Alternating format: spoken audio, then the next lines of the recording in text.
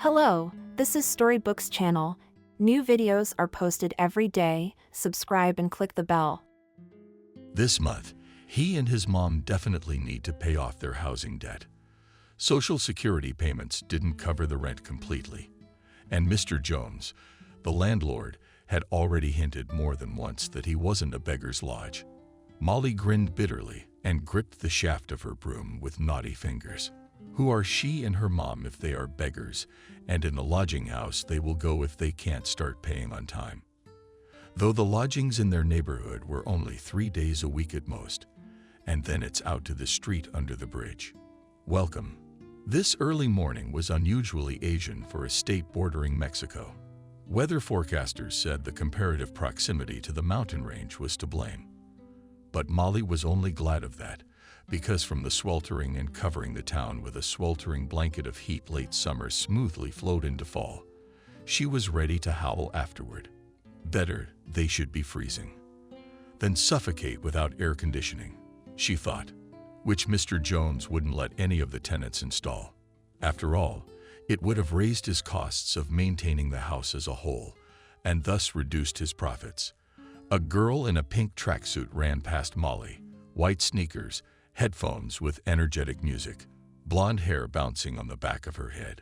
Molly gave her a wistfully envious look. Some people lived. She was unfamiliar with the jogger, but knew that she lived in that house, around which there was a neat lawn with a whitewashed fence. In the morning, her husband left for work in an expensive sports car, and she all day long must have had fun walking her tiny chihuahua named Princess. And anyway, Molly, gritting her teeth. In general, she was used to their poverty. But how unbearable was it to be poor when you lived next door to a prosperous, wealthy neighborhood? Such was the paradox.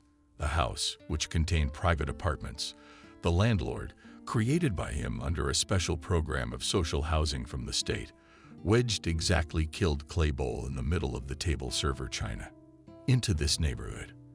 And the house would have been torn down, and the occupants resettled long ago. But Mr. Jones put such a multimillion-dollar price on the building that the developer's lawyers were frothing at the mouth in amazement. That's why it had to be for the good, well-mannered, and so on. Residents of this suburb to neighbor with all sorts of socially unacceptable elements that simply could not be gotten rid of now. The autumn wind flapped its invisible wing and threw golden leaves under Molly's feet.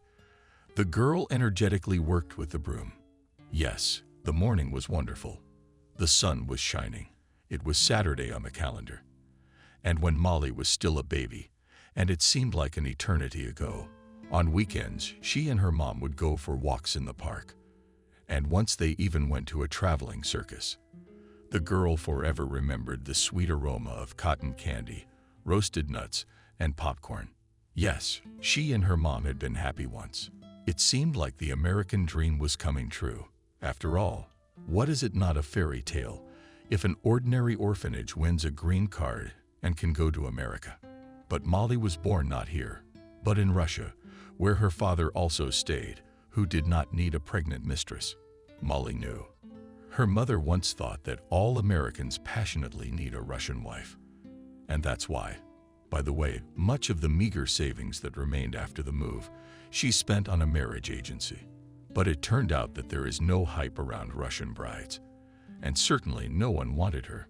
Nancy went to work in a factory that produced canned vegetables, mostly beans. Molly went to school, and here it was as if in compensation from fate for the first failed plans. School was fine. The other kids didn't take offense. Teachers were attentive, and learning was easy. So by the age of 10, Molly spoke English much better than her mother. She also thought about how she would go to college and everything would be fine. The teachers said she had really good prospects. The thing is that at some point, Molly began to study so sharply that on the personal order of the principal, she was allowed to take a few extra classes at school. And it so happened that by the time she was 16, she was graduating. But then he came into the life of their little family. Stephen, just one day, Nancy brought him to their house. Once they had a normal house, albeit not a rich one, a rented one too, but normal. And told him he was the new daddy and husband. Molly didn't like Stephen right away. He was insolent, rude, taught everyone who was weaker how to live, and hardly worked, but managed to find money for booze and cards. Molly refused to call him daddy, and that became one of the reasons for their feud. And then Stephen set Nancy up. Yes, Molly had no doubt that the bastard had planned the whole thing from the beginning, and that's why he'd gotten together with her mom in the first place, because she was a gullible fool. Stephen wanted to do some dirty deed with someone else's hands. So one day he said a friend of his working in Lombardy had asked him to resell some stuff. "I'm busy at work, I'm loaded," he explained to Nancy. "Here are the keys. My friend is on bedside duty for his sick grandmother, so he wants you to go to the pawn shop yourself, pick up the items, and take them to the buyer. Don't worry, everything's gonna be fine." Since that fateful nightmare that turned their little family's life upside down. It's been 2 years now, but Molly still couldn't figure out if her mother knew then what she was getting into in court. She would later, sobbing, assure her that she had been duped and had not suspected a thing. That day, Nancy told Molly that it was enough for her to give up. She needed to be an adult and help her family make money. "Mom, I don't want to go anywhere." The girl tried to say no. "I need to study. I want to go to university. I want to go to university." "Yeah, now," pursed her lips. "Nancy, you make me sound like a millionaire." "There's a scholarship to pay for your studies," sighed Molly. "I can do this, I know it. I can get a good job." "Shut your mouth when your mother's talking. Don't you dare interrupt me," Nancy screamed. She always yelled when she was in a bad mood, except she yelled at her daughter, not her roommate, because she was afraid of Stephen. "Maybe I wanted a lot of things too." "And what did you get?" Nancy continued her rant. "I sold the apartment I was supposed to have as an orphan just to go to America. I thought I'd have a life here. Why do you think you're better than me? Nobody needs the smartest. And me," Nancy, sobbing. Then it got noisy. "Nobody wants you. Then why didn't you go back?" Molly asked. Nancy stiffened, then pressed her lips into a string for breathing hard. Her face flushed, and she flew over to the table where her daughter was studying. She knocked books off it with her hand. "Don't you dare do that to your mother. Get ready to help." They got in Stephen's car, drove to the pawn shop, and then it got really bad. Anyway, it turned out that those keys were a copy, and the pawn shop owner, though he knew Stephen, had never authorized him to do anything. And as Nancy's mother carried out the last plasma TV, about to load it into the car, and Molly stomped along, she was carrying some kind of vase. The police showed up. Just some concerned neighbor called, realizing they were robbing a pawn shop. "Put your hands up," officer yelled. Pointed a gun at Nancy. She hesitated. How could you throw an expensive television set on the ground? She tried to explain to the police that she was merely fulfilling a request from her husband, who in turn had been asked by a friend. And she was later found to have stepped toward the police, even though she was told to stay where she was, and the officer opened fire. The lawyer they were provided for free said it was only because of this mishap that Nancy was able to avoid actual jail time. The police department was afraid of charges on her part, so they made some sort of agreement. Nancy doesn't have a claim, and the police chief makes a deal with the prosecutor. And because of the police officer's haste, Nancy is left disabled. The doctor said that it was a miracle that she was alive at all and could move her legs a little. They also said that theoretically they could do surgery, but it was so expensive, and even the most expensive insurance wouldn't cover it. And Molly and her mom had no health insurance at all at the time of the accident. Molly, by the way, she was sent to a special institution for juvenile delinquents for the duration of the proceedings because she was suspected of complicity. And although she was not beaten there, she was fed not badly, and the local psychologists supported her in every possible way. Those few months were the worst of her life. Molly knew that she was not a thief, she was innocent, and at the same time she felt like a real criminal. How ashamed she was to look people in the eye when they let her out of there. The real one who went to prison was Stephen. The police found that he had been involved in many burglaries in the neighborhood. And then Nancy and Molly had to leave home, moving into a small apartment, so-called social housing, for which they had to pay an extra $300 a month. And they hadn't paid it in 6 months. Almost all the cash had been eaten up by Nancy's medical bills. And now Molly was living in a new reality of need and guilt. She had to talk her mom out of this. After all, she hadn't liked the idea from the start. And then there was the despair. Molly was used to them buying the cheapest groceries they could find. And they're always cutting coupons out of newspapers to get a discount. There were still, by the way, food banks and some charities where they could get help. But Nancy wouldn't let Molly go there. "We don't need handouts," screamed the mother. "We'd rather die, do you hear me? I'm not gonna grovel." Molly's sticks only took her breath away in those moments. She almost hated her mom. For Nancy's stupidity for getting involved with that Stephen, Molly was trapped. She was still only 16, even though she was supposed to be. She'd be 17 in a month, and a party with cake and presents was out of the question in their plight. In the second place, Molly understood that now the road to university and in general to independent life is closed for her because her mother is sick. She is an invalid, barely able to move small checkers with walking legs, and only if she took a horse dose of painkillers, which could not be taken in multiples. They had no money for a nurse, so Molly couldn't even go to work. She helped her mom change her clothes, bathed, cooked her meals, served her what she needed. For the first time, they survived on benefits, not even a wheelchair. The local disability service said that Nancy was at the back of the queue and would get a wheelchair in 4 years at best. Then Molly realized that it could not go on like this, and ignoring the scandals, she decided to get a job, and she succeeded. Her kind savior was Mr. Lee. He owns a Chinese store selling everything from instant noodles to dog food to construction tools. Usually behind the counter was Mr. Lee's daughter, this young, smiling and open-minded girl who seemed to be 2 years younger than Molly. Her name translated as Beautiful Plum.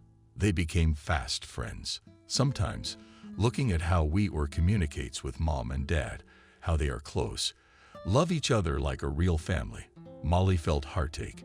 She was tormented by white envy because her family was not like that. And then, to make some more money, Molly suggested to Mr. Johnson that she could fill in for Rick. He was their janitor, but he had retired. Mr. Jones snickered and said she would sweep the yard for 1,000 years to cover the rent debt. "I'll settle for withholding 50% of my wages," the girl and the landlord boldly replied. "I'm rounding my eyes, but I need cash, and I can do more than sweep the yard and paint the walls in the entryway.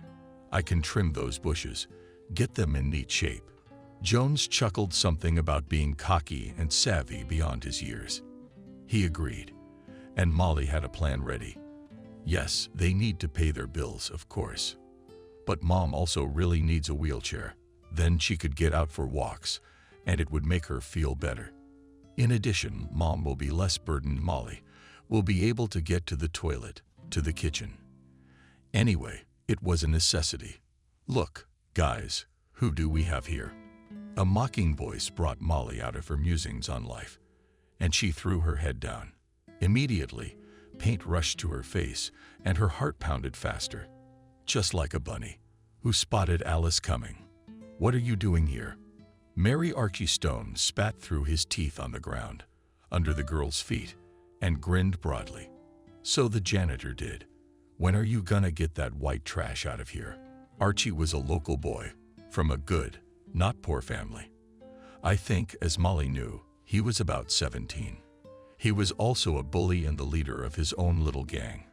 True, since the neighborhood itself had relatives and generally all decent society would quickly put a stop to his activities. Archie and his henchmen usually went further out on the town. Afternoon. Molly decided that it was better to be polite and not to give in to provocation. She also remembered what her teacher once said in biology class: "If you meet predators, don't show them fear. They can smell it." Omni does not depend on the terms of resettlement of the house and its demolition. She answered with restraint. Mr. Jones is in charge of all those matters. She was silent, looking at the asphalt, all the leaves in front of her. There were full trash cans standing nearby. The car that would pick them up wasn't expected until tomorrow morning. I don't care, Archie bellowed, pitching forward and sending a new spitball under Molly's feet. We don't need no criminals around here. You think we don't know what you and Mom are up to? The kid grinned. She got shot. That you steal alone. Now, you know, if he tries to clean out our house, my old man's got a Colt, and he's got a right to take you down. Leave me alone, Molly exclaimed. She didn't mean it, but tears spurted from her eyes. You have no right to say that. You don't know anything about me. Go away. I have work to do. She's got a lot of nerve. Archie's got a fist in his side from his brother Mark, a lad of about 12. Why don't we teach her a lesson? That's a great idea. Archie laughed. Come on, boys. Molly dropped her broom and swung her arms. A handful of scarlet leaves were thrown at her. Some of them caught on her hair and clothes, and then she resisted with all her might. But what could she do? A fragile 16-year-old girl against 4 boys united by anger and impunity. 2 of them brought Molly to her knees, and 2 of them tipped a trash can of plastic milk and juice bottles over her head. Fish giblets, scraps of toilet paper, flaccid greens, a wide variety of garbage, rolled the girl in a stinking wave. Hey, the friendly, lonely laughter of the boys was interrupted by a sharp shout from the opposite side of the street. Let go of the girl. Molly threw tangled hair trying to get some of the sticky, slippery slime from the trash can. She saw a guy walking across the street toward them. A neighbor, I think. Yeah, that's right. He showed up in their neighborhood a couple weeks ago. A friend in an army uniform brought him in.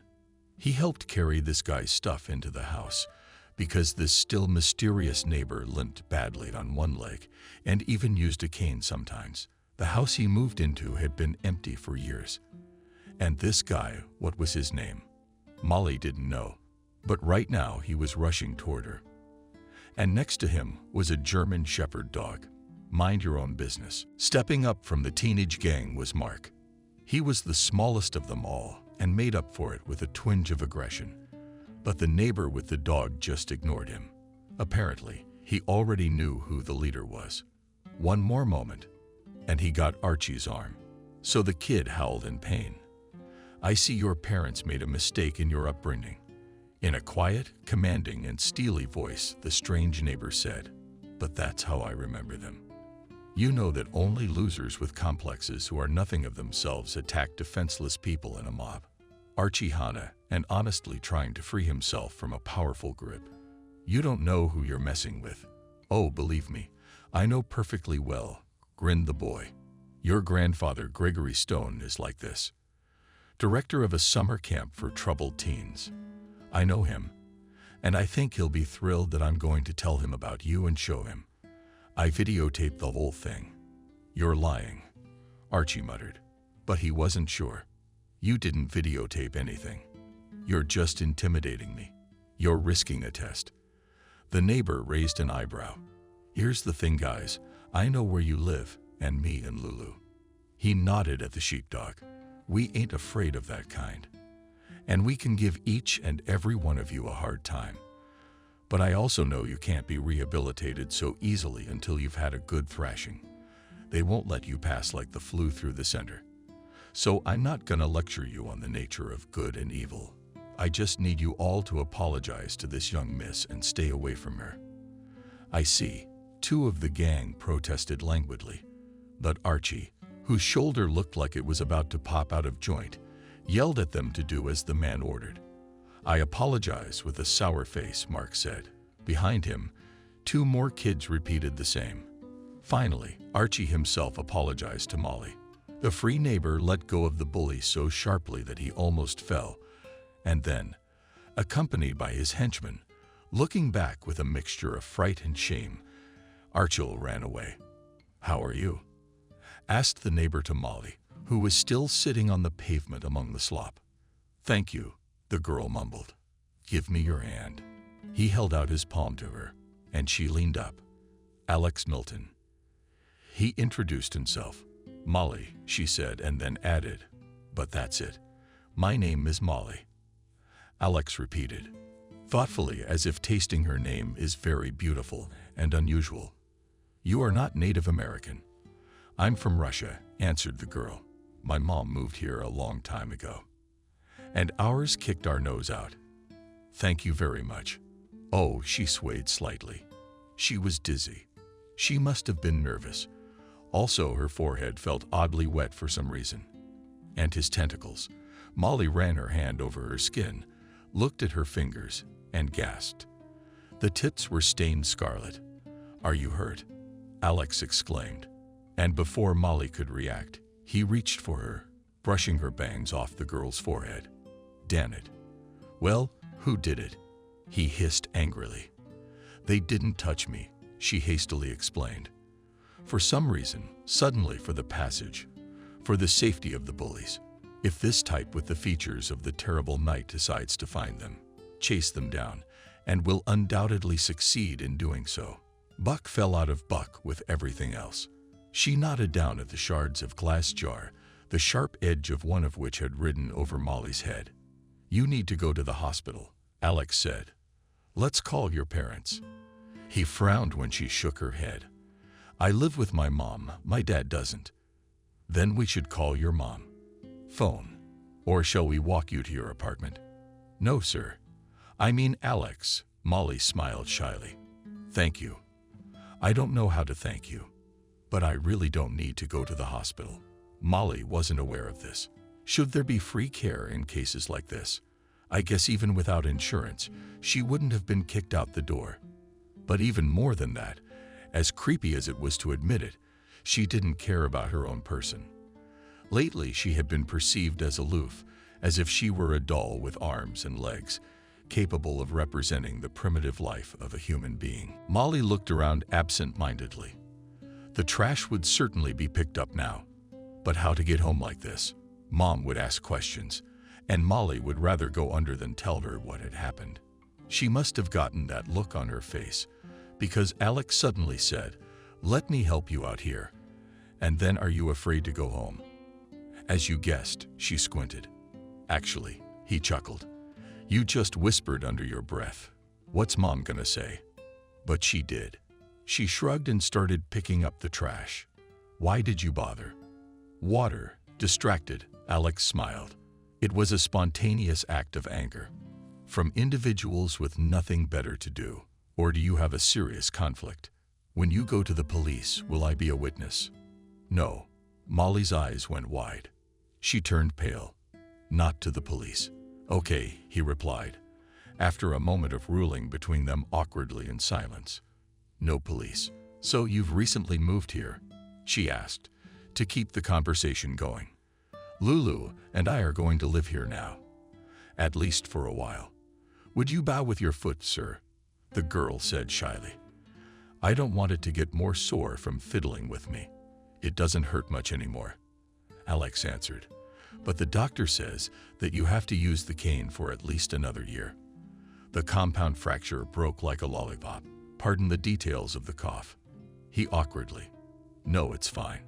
I sympathize." Molly smiled shyly as the trash was collected, and they stood up.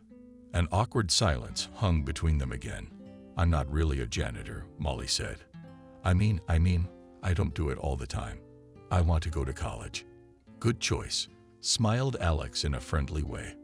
"And about working as a trash hauler or something like that. It's nothing to be ashamed of. Trust me, it's normal." "Ashamed. Worth it for the likes of Archie and his accomplices."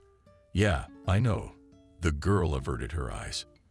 "But I'm going to go." "Stop." He caught her arm, gently, but firmly.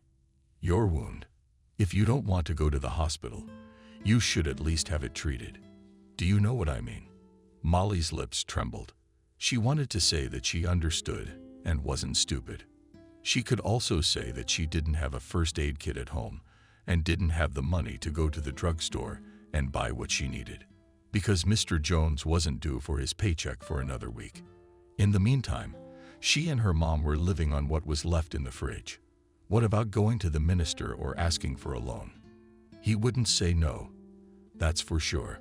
But for Molly it was unbearably shameful, because only last month and the month before last she borrowed from Mr. 3 times, and he, when she returned the debt, all waved away, said you need more girl than pay back when you get back on your feet, and he kept paying her wages. Molly's lips trembled, and she blinked often from tears. Alex sighed to him. Not everything, but quite a lot was clear from this girl.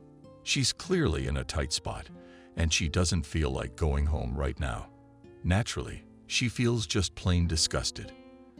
After what happened, that's what Alex said. How about you come to my place? I have a first aid kit, and I know first aid. Why don't you tell me what happened? We'll drink sodas, eat pizza. You sound like a maniac. Luring the girl to put her in the basement, Molly blurted it out without thinking. How insensitive is it to say that to the man who saved you from a gang of hooligans? Oh, I'm sorry. I don't understand. But Alex, to her amazement, did not take offense, but laughed. Good girl. In general, to strangers, even if they are your neighbor's home, is better not to go so trustingly, right? He got serious. But if you believe me, I can promise you I'm definitely safe. And let's switch to you already. There was a contradiction in his words, or maybe the shadow of some strange joke, but Molly had a calming effect. All right, Sir Alex, but I'm going home first. I'm sick of the smell. And she's wrinkling her nose, and I'll be honest. And then I'll come to you, and we'll talk. Then I'm waiting, Alex nodded, taking the stairs of the house from the front door, with her key and padding with her mouse to the bathroom, and then to her room. Molly felt so stupid, really. For a 16-year-old teenage girl, you can hardly think of an activity more reckless than going. Eating pizza and getting to know her neighbor stranger. Even though he has a cute dog, the dog has nothing to do with it. Molly, even as she listened to the hairdryer, remembered an American maniac who had a charming collie dog and sometimes pretended to be sick, appealing to the pity of his gullible victims. Stupid, Molly said to herself, gathering her hair into a bun with a velvet elastic band. Changing into a warm, loose tracksuit, the girl dashed backward toward the front door from the large room that served as their mother's living room and bedroom. There came the latter's clear snoring. Here I am, Molly said cheerfully. 10 minutes later, the girl appeared on Alex's doorstep, holding a pack of chocolate chip cookies still unopened. That's what's important for dessert. She smiled shyly as she held out the sweet gift. Thank you, with the Kosovi flavor, as if pleased Alex. Come on in. His house was nice, but it felt nice. The man had moved in recently and hadn't settled in yet. Boxes of bags. At the girl's feet, she jumped out and started sniffing. Hey, good girl. Molly squatted down with both hands and began scratching and stroking the cheerful muzzle, which the sheepdog was terribly pleased. What kind of pizza shall we order? What do you think about Havana? Asked Alex. Great, agreed Molly. The soda in the fridge is a treat, he said, already switching to dictating the order to the operator. Walking into the kitchen, Molly pulled out a drink. 2 cans. She went back into the room and sat on the edge of the couch. Raise your hand, please, said Alex, sitting down next to her. He was holding a first aid kit. Yes, I washed it with soap and water, Molly replied. It's not enough. You don't want an infection or an ugly scar, do you? He hummed. And when she removed her hair, he quickly and easily treated the affected areas and applied a bandage. I think you could use this, Alex added. Tapped his finger on the box he tucked everything he used into. Thank you, Molly extended. It was clearly charity, and she was creeped out. How embarrassing. You bet. A man who can't buy what he needs at the drugstore. It's a walking disgrace. Another awkward pause was saved by the doorbell ringing, delivering a pizza puppy. How hard was it for Molly not to gorge herself on food? No, it wasn't that she and her mom were starving, But Nancy had just bought a mountain of canned pork and beans in one sauce with her last welfare payment, so ate pretty much just that interspersed with pasta and onion over a roast and crisped with the best sweet or savory. There was also tea and coffee in the house. In general, the diet did not shine refinement of flavors and balance. "Are you a military man?" suddenly asked Molly, when there was less than half of the pizza left in the silent treat. She noticed the photo card on the coffee table. Alex in a U.S. Army uniform, and another guy in the same one, standing side by side and smiling widely, with Lulu sitting at their feet. Alex's ex snickered. How many times had he been asked that question? And he'd been provided with different answers, mostly brief, polite ones, but ones that made it clear to the interlocutor that he didn't want to talk more on the subject. And then there was the truth, the one that changed a lot of things in his views on the world, the one that made him renounce a lot of things that seemed once the only true. He knew the girl only a little. She was essentially nothing to him. But somehow, suddenly with her, he realized what he wanted. He just had to tell the real truth that only a few people had ever been able to hear from him. And Alex spoke. He was born into a family of hereditary military men who had chosen this way since the war for the independence of the United States of America. And it was very rare for a family to go against tradition. But such a person was Alex's father, who decided that his vocation was big business, and he succeeded in it. He made a lot of money, and then almost lost everything. A few years ago, when Alex was a little more than 20 years old, his father died of cancer, and before his death he asked his son to join the army because family and its heritage is important. Alex had already graduated from university at that point. He wanted to be a chef. That was his dream. But he also gave his father his word. And so instead of the kitchens of Paris and Rome, Bangkok, and Mexico City, he ended up in the U.S. Army and on to the Mexican border. I thought that was cool. I had some good guys with me, with a sad smile, Alex said. The work was not easy. Every now and then we had to stop attempts to get across the border. These were illegal immigrants, and often it was about families who ran after the American dream, women, children, and sometimes old men, grown men. They gave the last of their money to dubious middlemen to help them cross the border as they hoped to live on the other side, all in different ways. But there were many dangers along the way. One was that these people risked falling into the hands of modern-day slave traders. We've had to deal with these cases, Alex said thoughtfully. Hardly anyone here thinks about what goes on out there. But soon I realized it can't be like that anymore. The thing is that Alex started to notice some strange things over time, as if some of the army chiefs were playing for the wrong team. Not that they cooperated directly with the bandits, but as if they turned a blind eye to a lot of things, not wanting to create unnecessary troubles for themselves. But no one listened to Alex, and at some point he was told to shut up. And then one day it became known to him that a group of illegal immigrants, mostly women and children, were going to cross the border. About 20 people, and actually in cooperation with the state police. The U.S. military had to prevent it, and then contact Mexican authorities to take care of their people. But suddenly the plans changed, and Alex, not willing to take anyone's word for it this time, decided to do a little investigation of his own. And he was horrified, because it turned out that these people at some point, while they were still on the territory of America, were going to be attacked by bandits belonging to a Mexican clan who were going to take them into slavery. Naturally, Alex rushed to his superiors. He tried to tell them that plans had to be changed immediately. People had to be rescued. "It's the Mexicans, son," the chief told him. A big military man sitting behind a desk in his luxurious office. "We take care to keep them out of our America. What do you care what happens to them next? Let them go home. And if something happens to them on the way back, well," did the commander smirk. They knew there were hungry quarters in the desert. They were idiots themselves. Alex was horrified at such cynicism and rage. This was coming from a man who called himself a great patriot of America and a fighter for its ideals of freedom. So how could he be so damn cruel to those unfortunate people who only by the entanglements of life had rushed after phantom dreams to a supposedly hospitable America? Alex knew that he must obey the order, but he also knew that he could not sleep peacefully afterward, having allowed such a misfortune to happen.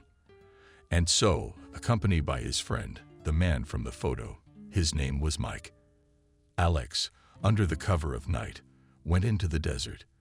They found them, caught up with members of a Mexican crime syndicate, who were already preparing to load the frightened people into a truck. They told them they were under arrest. And then there was a fight with the Americans. There was a dog named Lulu. She too fought against the villains.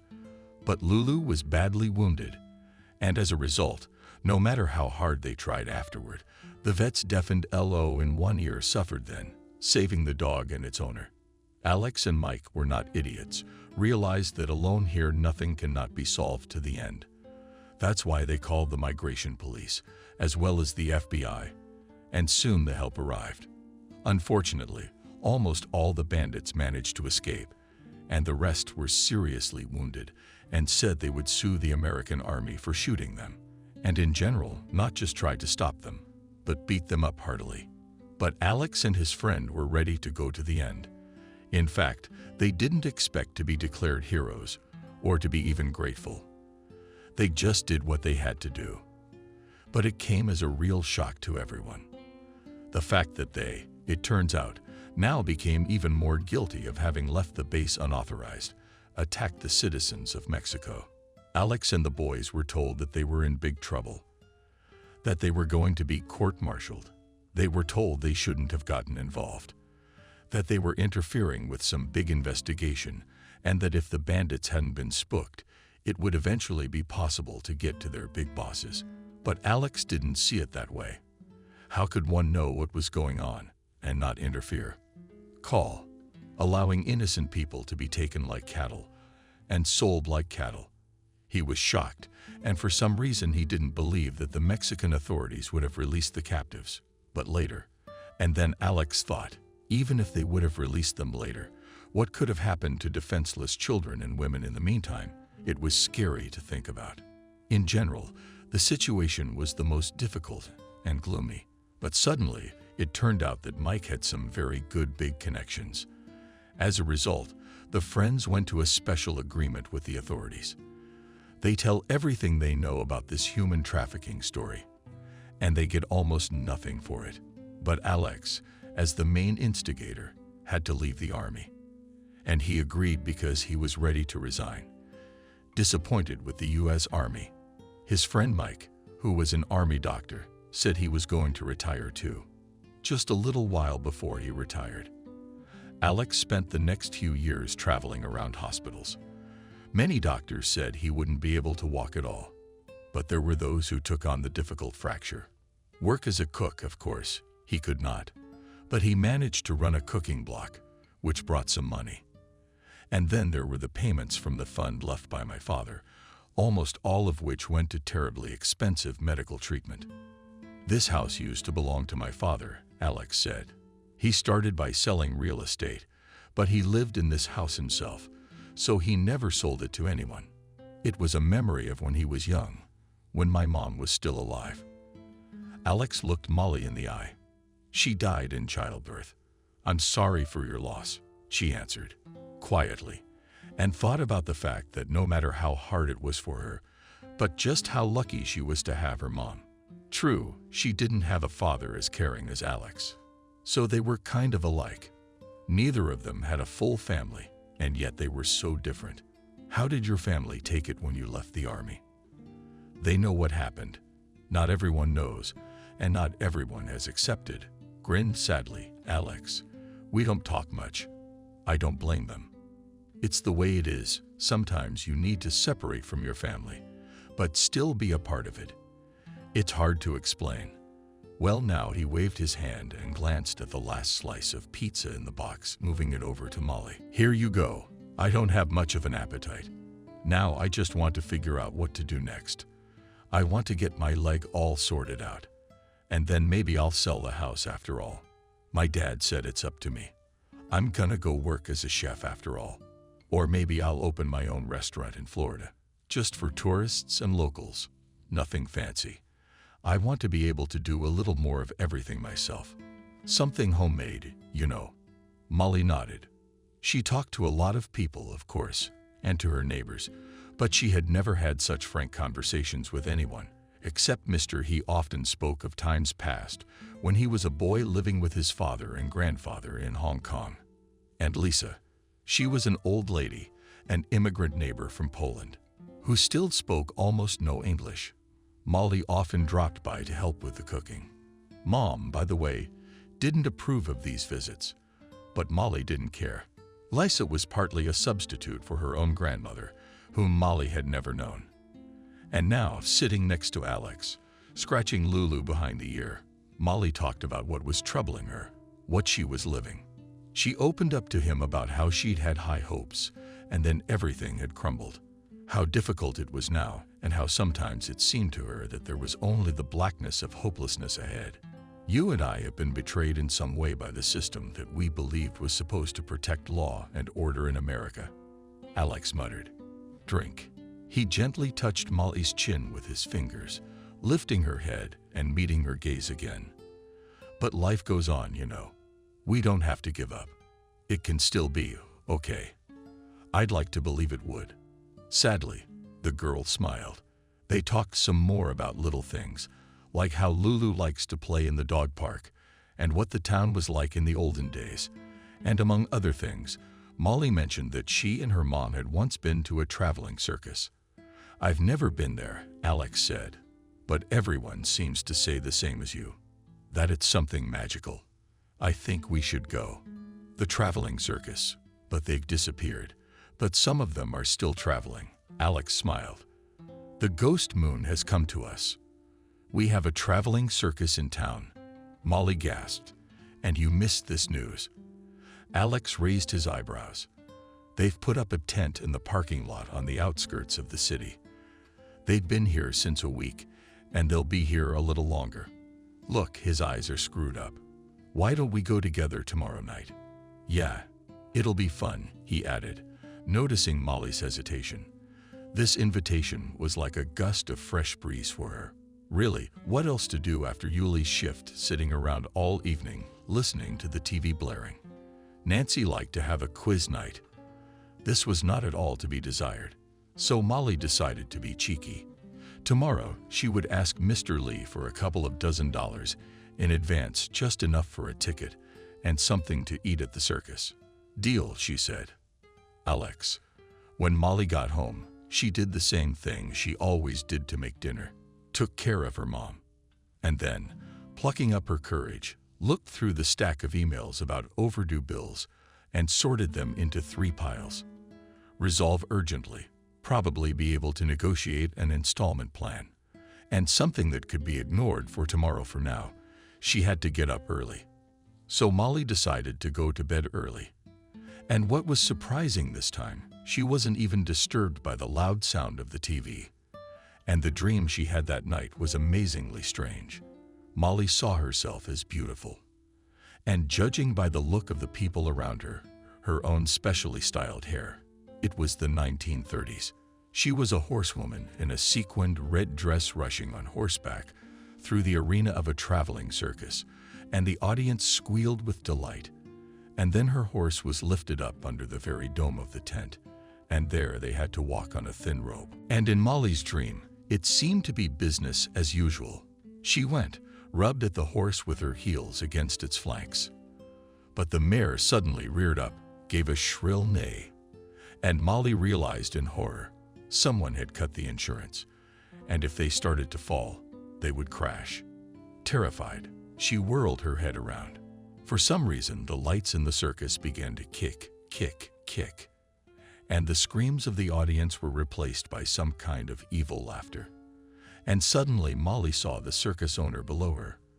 For some reason, today he was dressed as a clown, except that the expression on his mask was unkind, and the colors on it were split. It was as if they were trying to wash them off with a dirty rag. Suddenly, there was a deafening silence. And then a merry circus tune played, which sent goosebumps down to the bones. and then a bright beam of light was directed at the clown. And then he threw up his arms, and they extended for many meters, attempted to grab Molly the horse, which was desperately flailing from side to side, on the tiny platform under the dome, risking to fall off at any moment. "Gerda, stop, look out," shouted Molly, realizing that if the crazy clown grabbed them, they would be finished. Then his hands closed around Molly's leg and dragged her down. She screamed and woke up. It was already shining outside the window. The sun must be in a nightmare. She thrashed around because the alarm clock appeared to have been dropped on the floor and her feet were tangled in the blanket. "It's okay. It's just a dream," mumbled to herself under her breath. Molly walked to the bathroom for now, where she splashed cold water in her face for a long time and then brushed her teeth twice.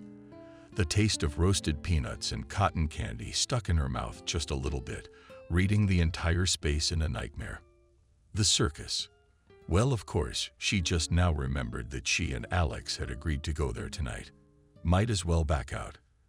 That's another silly thing to say out loud, Molly thought to herself, deciding that in a couple hours the aftertaste of the bad dream would dissipate and they'd have a good time, and she'd have plenty of cotton candy and peanuts.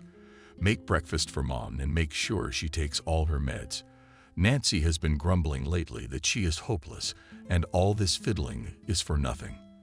Elena's getting ready for work. Is it a good day? She smiled as she walked through the door of the store. The bells hanging above her bent habitually. "What's up?" Molly asked, alarmed. Mr. Lee, his wife. And there were two of their relatives here. You could see everyone had been crying recently. Master Song's wife whipped around and held out her arms to Molly. In a breaking voice, she announced that their daughter were missing. "How is missing?" shocked, Molly asked. It turned out that the night before last hadn't come home. She had been let out for a walk with her friends. They were girls from well-known neighboring families. They were going to see a traveling circus, and they had a good time there. Even sent her parents a picture on her phone. Here she is standing at the shooting gallery holding her prize-winning plush panda. And then at some point, the girls split up. 2 went to the fortune-telling tent, and 3, which included us, went to the mirror maze, and she didn't come out of it. The friends first thought that we thought to pass this frightening attraction with crooked mirrors once again, and when she got held up, they tried to call her, but she couldn't get through. The girls offended the whole circus, asked its employees and other guests. Then they turned to their parents, and those already went to their parents. They called all the acquaintances, and in the morning they turned to the police. They said my girl must have run away from home on her own. In a colorless voice, Song recounted. They said teenagers do that a lot.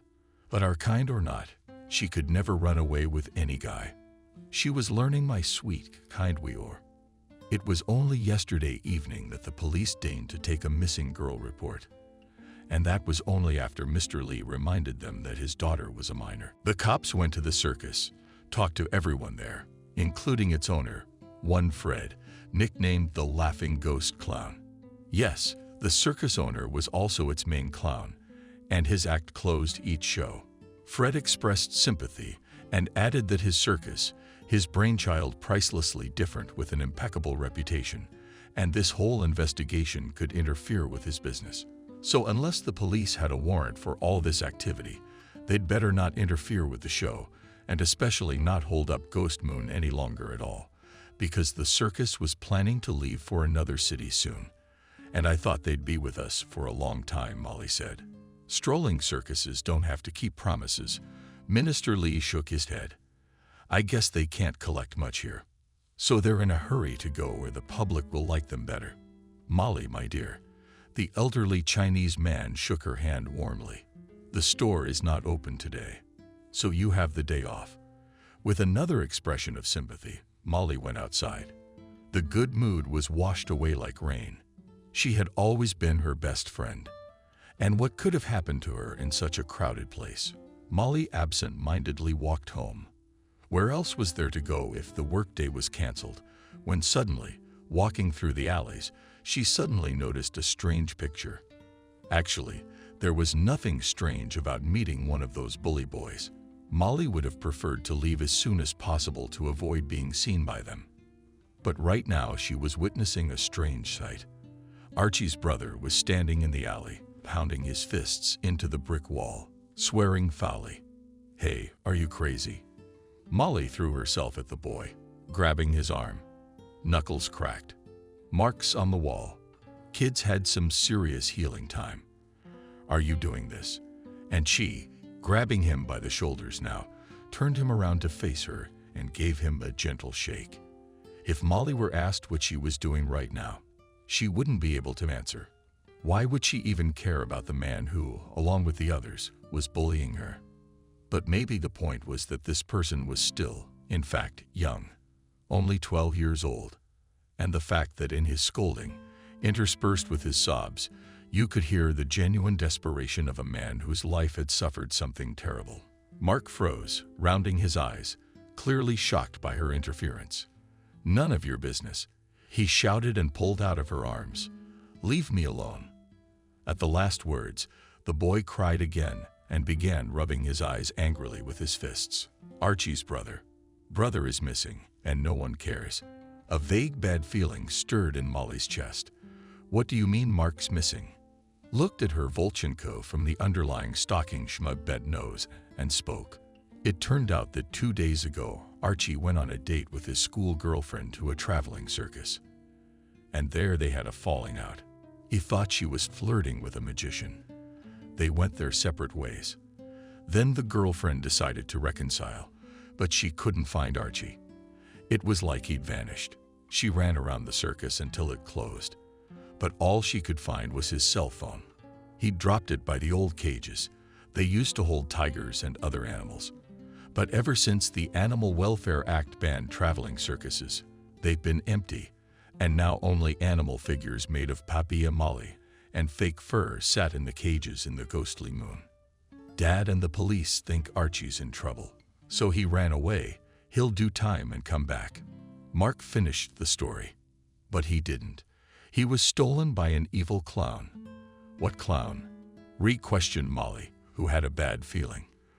Already it had gained, tickling and icy paws. Getting to her neck, "This circus be damned." In a colorless voice and looking past her, Mark replied, "It's been going on for 100 years, but nobody cares." Wait, she had to intercept his hand again. But this time, Mark didn't lash out and quickly calmed down. "I'm fine." "You can't be fine," Molly said. "What the hell is going on?" "First Mylan, now your brother. Who's us or my friend?" "She disappeared the day before yesterday. She was at the circus too." "So that's proof." Mark opened his eyes wide. He was breathing hard and looked a little crazy. "I'm right, but no one believes me. Hardly anyone believes an evil clown stealing his teenagers," Molly said thoughtfully, but immediately frowned. Her mother loved to watch crime shows, and you'd be privy to all sorts of nasty stuff that shook America from time to time. So Molly could say that crazy clowns existed in reality too, but in their quiet little town and in plain sight in a traveling circus. "You told that to the police," said Mark, pressed his lips together. They laughed. "My father said I should see a doctor." "But it's true." That's how Molly sighed. "To begin with, you do need to see a doctor. You've seen your hands. You need a ride home." "What am I, a little kid?" "You think this is a circus, Mark." But he looked kind of scared. "If there are missing teenagers in town, I'd be careful walking around." "You walk alone." "Makes sense," Molly chuckled. "It's just that there are no counselors." "Who needs me?" "By the way, I'm the one Mark slapped." Awkward. "I think I owe you another apology for that incident." "Are you forgiven?" Molly replied. "Let's go." "Do you happen to have a first aid kit at home?" "Careful," asked Mark. "How will my mother see me like this?" "She'll realize you're hurt anyway," Molly remarked. "But of course, it looks very picturesque now. And I have a bird. But my mom doesn't like visitors. But I think I know who we can visit." In general, Molly doubted that it was a good idea to drag the kid without asking to Alex, who had shaken him up yesterday. But what else was there to do? And at the same time, Molly decided to tell him that she didn't want to go to the traveling circus anymore, even if there are no evil clowns in nature. But still, after what happened, it was misfortune to misfortunes. Alex was surprised, but at the door to the guests did not indicate Lulu's place, pulled back the dog, which sounded on the boy. Mark, clearly embarrassed at the state and who he had come to see, volunteered to handle his own hands.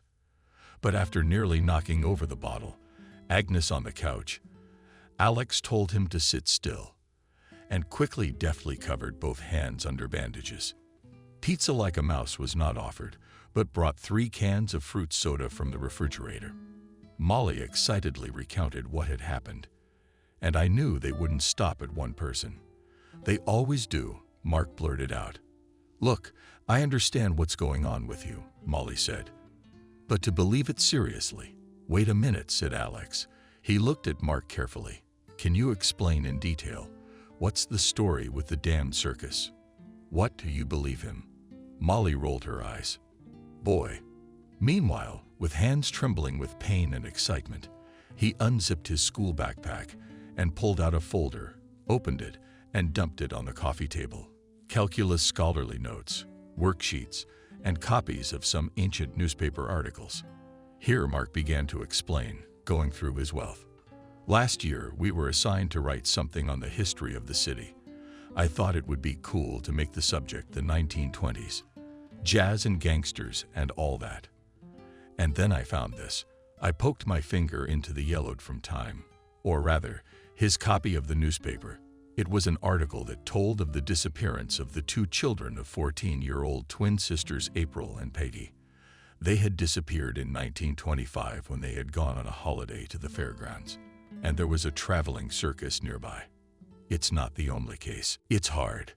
Mark several times a year where this circus showed up, and people disappeared, almost always teenagers. No trace of them was ever found. The police would close the cases, but there's an urban legend. Mark looked around at his listeners, all 3 of them, because Lulu was sitting on Fauchette's point as if she could understand something. The legend said that the Ghost Moon Circus was once not cursed, and even on the contrary, it was the best. People smiled, cheered, and became kinder wherever its performers went, and even the lions and tigers in it were remarkably intelligent and docile. They never bit the trainers. In those good times, the first owner and founder of the circus was Albert Schwartz, a German-born magician. He was lonely. No wife, no children. He saw the circus as his child and the meaning of his life. And then love came into his life. She became a beautiful acrobat, Sabrina. But here's the trouble.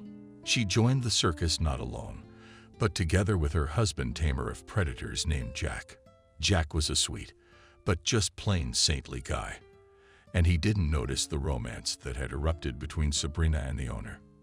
However, a sense of duty prevented Sabrina from finally leaving Jack. The poor woman tossed between the voice of reason and the voice of the heart. Albert suffered too. And then one day in one town he met an old woman. She was said to be a great fortune teller and a real sorceress too. Albert asked her to join the circus, but she said that tricks and jokes were too small for her, that she served other forces. I can see the weight on your heart, she told Albert as he was about to leave. I can help you if you are willing to pay the price the darkness will exact for the fulfillment of your wish. Albert was ready for all the gold. He had money. Maybe he should give it all up and become like an ordinary farmer. Maybe he should renounce his trade to get the love of his life. No, you fool. The old woman laughed. Let your circus live on. It's better that way. You'll have your beautiful artist, and you'll be together. But know that if you voluntarily lose what was yours, there will be a reckoning, and then not only you, but your descendants will pay tribute until the end of time. Then the old woman performed some terrible magic-filled ritual. Albert returned to the circus. He was full of bright hopes. After all, he hadn't wished for anything bad. He just wanted love. But at the circus, he got some terrible news. A tiger had attacked Jack. Sabrina was a widow. But Albert, too, Pogor loved the glorious worker. He quickly consoled her, and they played a wedding. True, many artists and circus workers said that it was too hasty. It was not all to the good. Everything was fine for a few months, and every show drew crowds. Then two things happened. Albert, who now had a family, was seriously thinking about his health and decided to go to the doctor to make sure his children would be healthy. He was worried because many men in his family had heart problems, and it could be hereditary. But at that clinic, they told him that he had no heart problems, but he did have a problem having an heir. The doctors did some tests and said Albert was infertile. How sad he was to return to the circus, and there was happy news waiting for him. Sabrina told him she was pregnant. They were going to have a baby soon. It hadn't been that long since she'd been widowed. Albert thought, so there could be a baby. And it's definitely Jack's. You wretch. Albert was furious. It's not my baby. I disown him, and I disown you too, you filthy wench. That same evening, there was to be a performance. Sabrina was doing her signature act, flying under the dome of the tent. And it so happened that she must not have checked her safety harness properly, because in an instant the girl fell off and crashed. But before her eyes closed for good, she managed to whisper, bowing, that we were all over her. Alberto is your baby. I loved only you. Why did you deny what was yours? The pain of loss was monstrous, but even blacker and more nightmarish was what Albert suddenly realized. The old woman's curse was coming true. He was being punished for accepting the help of the forces of darkness. And that very night, as legend has it, a creature appeared to the circus owner in a form so terrible that history has not preserved its description. And it's said that from now on, every few years Albert and his descendants, those who would own the circus after him, would pay tribute with human sacrifices. Mark finished the story. But how can it be like that? Molly asked. It's not like he had no children left. He adopted an orphan boy, Mark explained, and raised him as a clown. And since then, it is believed that victims are lured and sacrificed by the one who plays the role of a clown in the circus. And in this way, the circus owner pays tribute to the forces of darkness and protects his circus from ruin. That's it. Molly was overwhelmed with emotion. It was strange, but she was almost physically sickened by what she heard. And memories of her own nightmare came flooding back. It's just an urban legend, she finally said. How many of them are there? Well, yes, Mark said with a snicker. It's easy to say that until you have a loved one missing. Am I missing us, or was she my best friend? Wait a minute. Alex held up his hand. Let's keep our emotions to ourselves. All right. Now we need to pull ourselves together and decide what to do. But what can we do? Molly ran her fingers through her hair and gripped it nervously. The police are working. They have to find any mistakes. They have to find Haley and Archie. What are you doing? She asked Alex, who had opened the laptop on the coffee table and started typing rapidly. Testing some crazy theory. Give me 10 minutes. Okay. Finally, after 10 minutes, he turned the laptop screen to his guests. Alex's own face became very serious. Look, I compared the routes where the Ghost Moon Circus has performed in the last 10 years with the statistics missing persons. And what did you find out? Molly asked, already anticipating what the answer would be. Where they showed up, the missing people were teenagers between 12 and 18, sometimes someone older or younger. And actually, it could all be a coincidence. People go missing before the circus arrives and after they leave. Except in this case, each time, someone who went missing went to their show, or was just in the vicinity of the circus parking lot. For a few minutes, the small group was silent.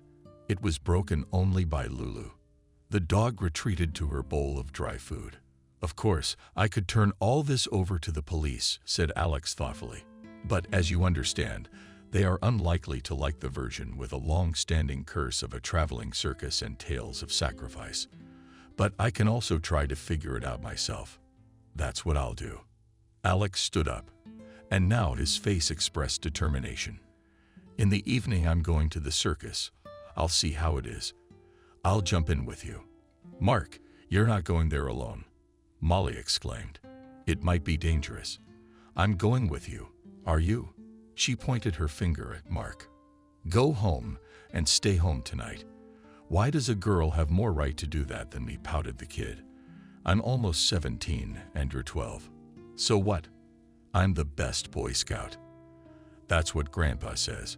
I can tie all the knots and start a fire without matches.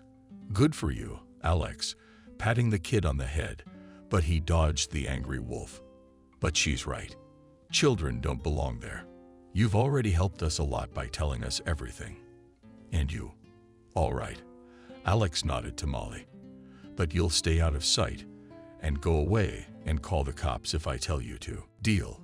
Molly nodded. Mark glared resentfully, but obediently went to his room. Before going to the circus, Molly had to go home and feed her mother dinner. Where do I disappear all day long? Nancy asked resentfully. Yes, the girl answered evasively. Just different things to do. You probably sleep and see how you can become an adult as soon as possible. And then I'll be thrown into an asylum for the handicapped. He hissed to Nancy, rising from the bed. She froze, barely leaning on Hodinka, while her daughter changed the bedclothes for clean ones. Don't be silly, Molly replied tiredly. I'm not going to leave you. That's what I believed, Nancy grinned. If you became an invalid and I had a chance to start over. She stopped talking abruptly. What are you, a mom? Molly V knocked down a pillow, straightened up, and met her gaze. You threw me out. Nancy, I, pursing my lips, turned away. It looked like she was about to cry. You know, you already did, didn't you? Mom said to the girl when she brought Stephen home. You didn't care that there was an ex-con, a grown, strange man living next to your teenage daughter. You know, Mom, I'm sorry you had an accident, but I guess it was fate's price for you to finally realize how gullible you were. Okay, I'm settled. Go to bed. Go to sleep. Where are you going?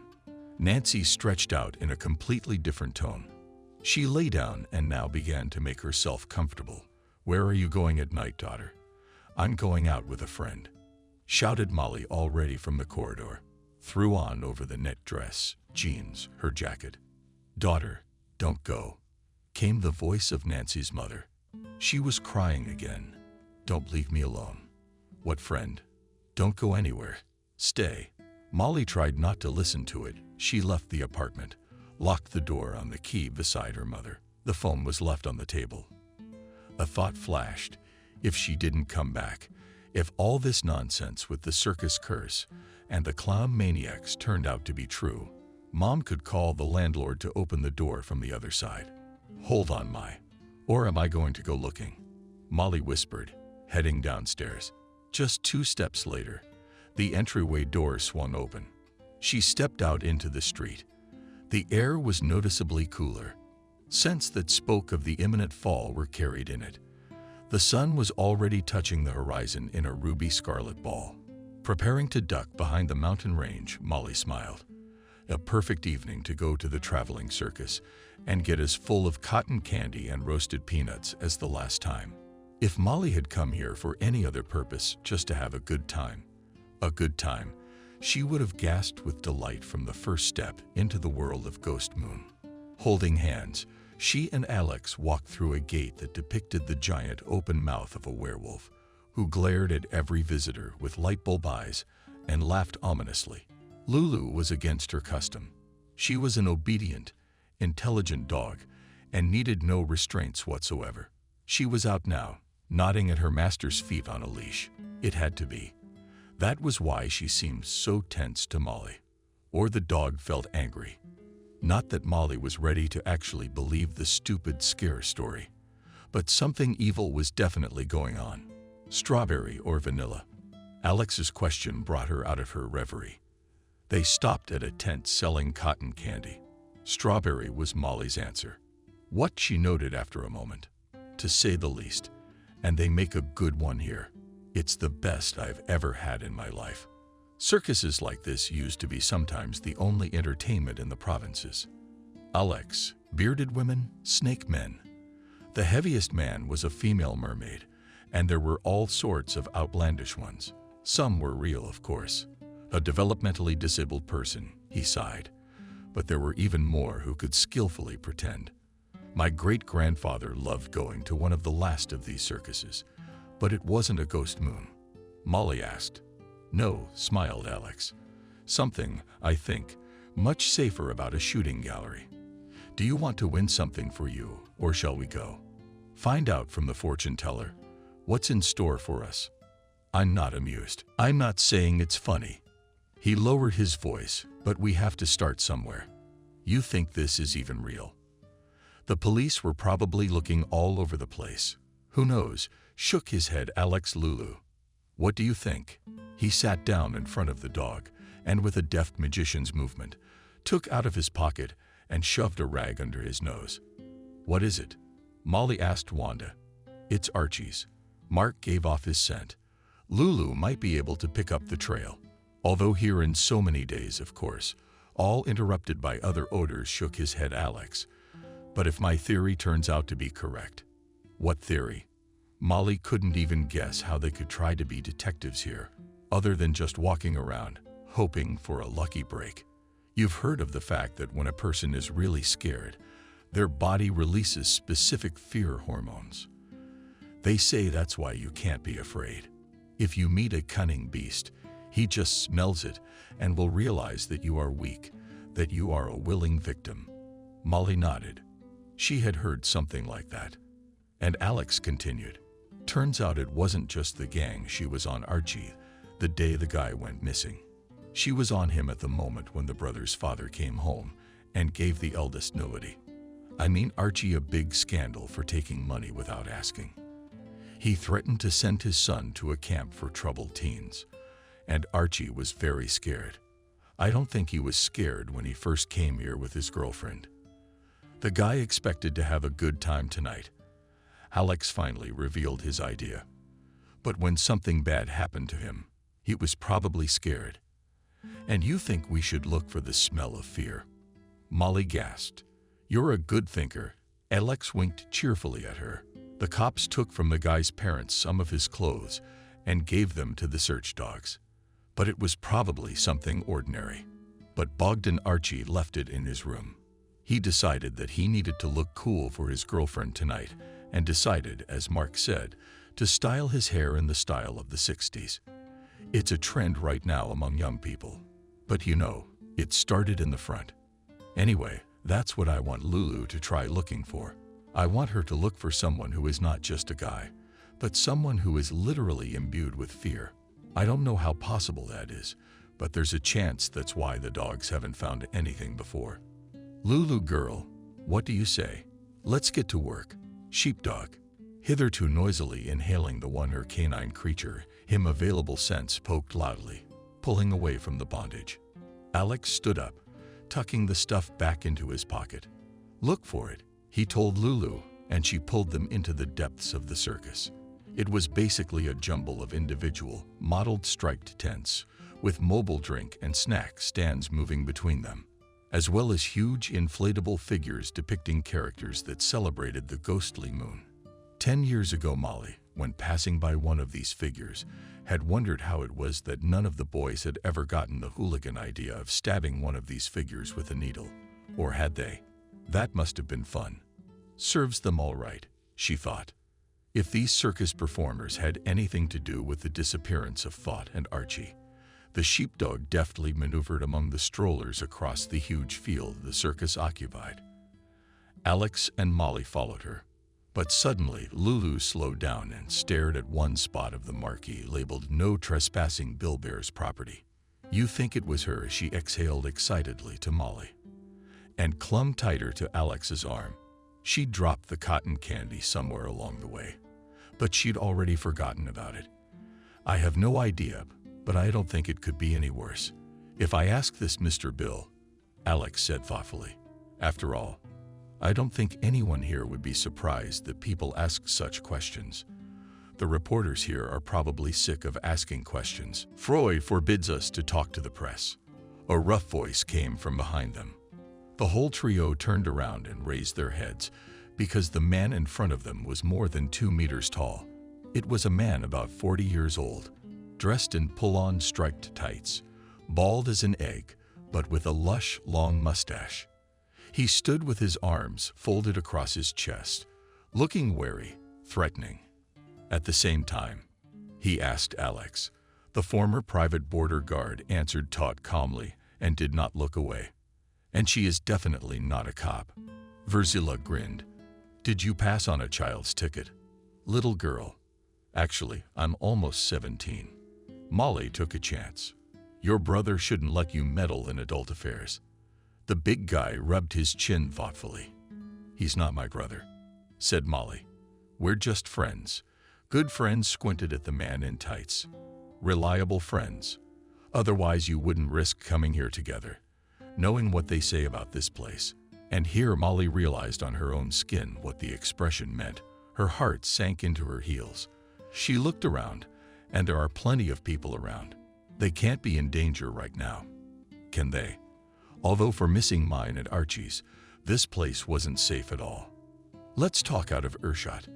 The big guy nodded at the tent. My name is Bill, and I think we can be of use to each other.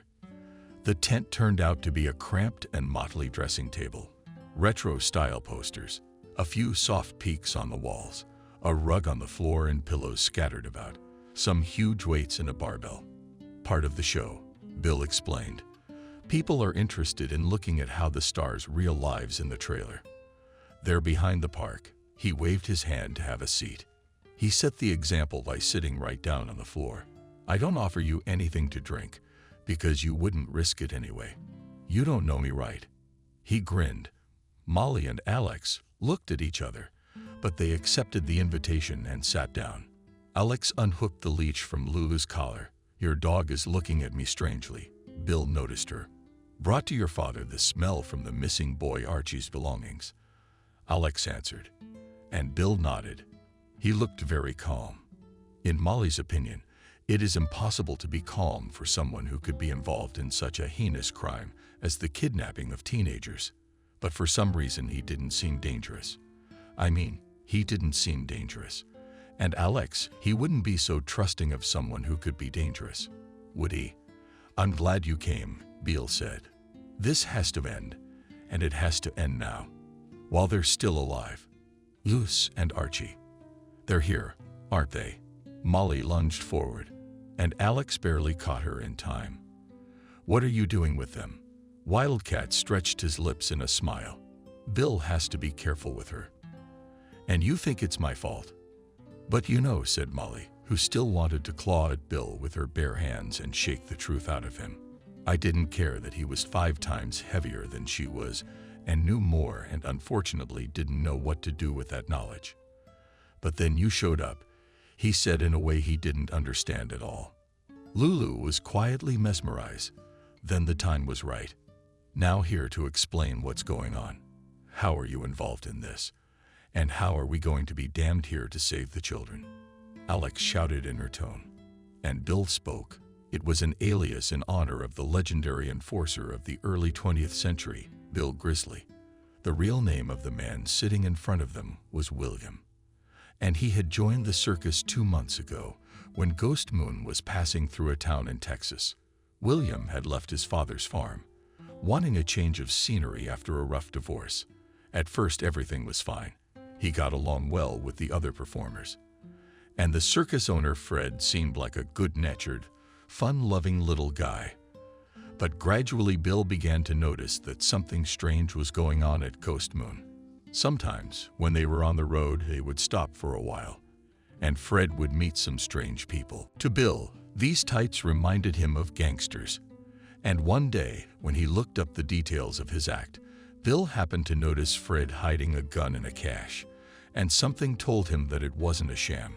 You know, when I realized that I looked like my legendary predecessor, I decided that I needed to learn as much as I could about the history of the circus in order to match the images, to bring atmosphere to my act. You see, I started researching the history of Ghost Moon in here. Anyway, at first I thought, of course, this is nonsense. Urban legends we know about the curse, this sacrifice story. Carefully interrupted Bill Molly. He nodded and continued. Before the circus went to this town, Bill began to notice that his master was not at all well. Although it could be partly put down to the fact that the circus had a lot of debt, that Fred was deep in credit, but the owner was behaving very strangely, calling someone, and then hastily stopping talking. If any of the staff were in the neighborhood, he'd meet strange people again. And then the other day I saw him carrying a plate of food, and he said Bill Freud is struggling with his weight. He's on a diet, and there's hamburgers, fries, sodas, and he was carrying it over to where we keep the old props that we don't use for their intended purpose anymore, but sometimes put out for decoration, you know, like those cages with the animal figures. And I realized it wasn't my business, but I decided to keep track of it there as well. Anyway, we have a big box like that. Bill spread his hands. It's where they used to hide the Wolfman for the show. I saw Fred dump food in a bag and a bottle of soda in there. And then he left. And I looked into the vents, and there was a man looking at me. Someone was trapped in the box. I didn't realize who it was. But then the next day, the cops came to the circus. They were asking about the missing boy. I put one thing together, and I was sure Bill's voice shook. He sighed and continued again calmly. You know, at first I thought maybe Fred put someone in there as punishment. You know, he has his own strict system of discipline. We have a magician. His name is Stuart. And a couple times, this guy came out drunk. Fred gave him a choice. He's gonna take the fines out of his paycheck, or Stuart's gonna follow him around on all fours and bark like a dog for 24 hours after every time. Yeah, that's not normal. But I thought maybe one of us had done something wrong. I decided to check that spot just in case. Again, there was no one there. The drawer was empty, but I found this. With that, Bill pulled a scrap of clothing out of his pocket. It was a pocket torn from a leather jacket. Mark said his brother had put on a new black cash register. Molly Lulu that evening. Interestedly, she reached forward with her nose and circled the find and slid in quietly. She recognized it. Alex said and demonstrated it to Bogdan. It belonged to that Archie kid too. And then she disappeared the next day. The girl continued. Bill, his gaze darted to the entrance of the tent. Behind him, someone passed by. And I wondered again what it could be. And I also decided to talk to ours. But I don't think anyone had been punished by Fred lately. But I figured, why would anyone share such slick details with me? And yet it still kept me in suspense. But you could report it to the police. Molly waved his hands. It's so easy. You don't think that idea hadn't occurred to me? Bill chuckled. But Freud called me to him after the second incident at our circus, supposedly just to talk about business, about life. And he told me casually that sometimes the police cover up criminals, like the mafia and those who try to interfere. Bill, it's hard. Something could happen to them, and no one would help. Fred knows I suspect something, so he's decided to shut me up. But I'm gonna search the circus again tonight before we leave. And if I find someone, it doesn't matter. You and me, Alex said. You believe him. Molly gasped. Don't you think it's a trap? Yes, shrugged Alex. But we have a way out. He's our only ally in this damn place. But to make you feel more comfortable, and here he shifted his gaze to Bill, I want you to know that I told a friend of mine. He's retired military too, but he's gonna talk to someone. He's gonna do some digging, and I think he'll be in town by morning. So if something were to happen to us, well, we trust you, but we're not defenseless, gullible loners. And that's a good point, because I don't know what we're all facing. Your dog, he nodded at Lulu, he's gonna sink his teeth in. If it comes down to a fight with the bad guys, my girl will be just happy to do it. Alex grinned and patted the sheepdog behind the ear. We had to wait a couple hours. Bill had to go away to perform his number, and also to jokingly rub in style with the circus guests, to take pictures with everyone. But finally, he was back. He had to fulfill his duties right today and now. Otherwise, his absence would certainly be noticed by the host. There's only one other place. I think only Fred knows about it, because it's all his and me, because I seem to know the most about the history of this circus. Bill led his companions an elaborate path, so as not to run into Fred. He led them to where the props were stored.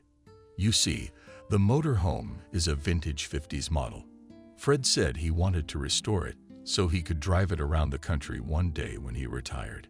Until then, it's under lock and key. But I think it's someone very serious locked. Bill frustratedly tugged on the new lock on the door. I can do it.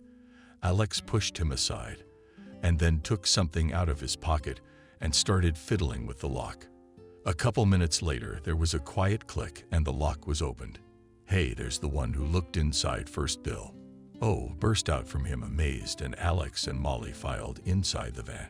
There among the old junk, handcuffed to some fixtures in the walls on an old mattress thrown on the floor, sat Soap and Archie. The teenagers' mouths were like shadows around shawls, but ripping them off was a matter of a couple of seconds.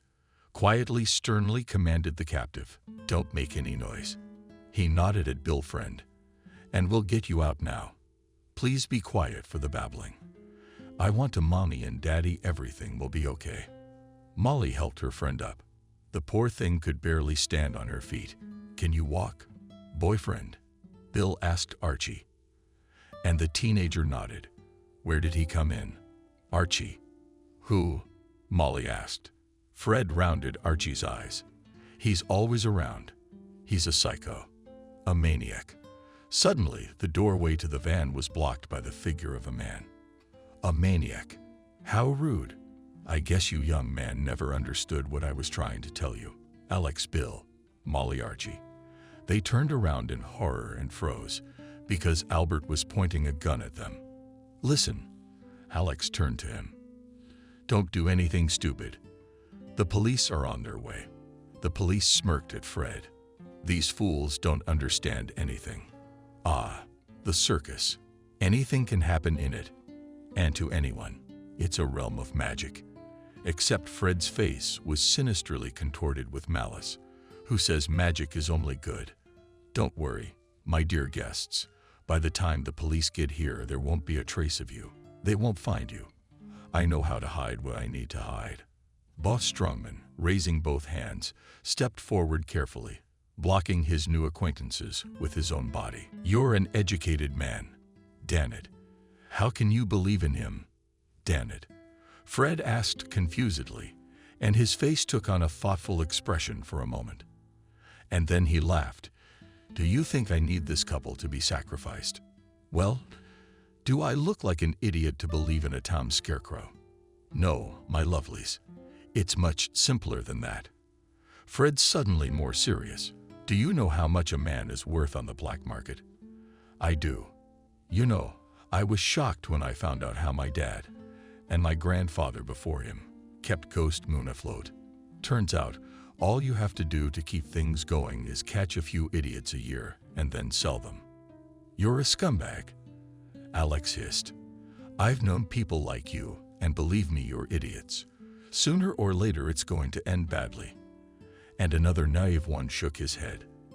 "This is big business, and I don't think that a loner who wanted to play knight will be able to change anything here.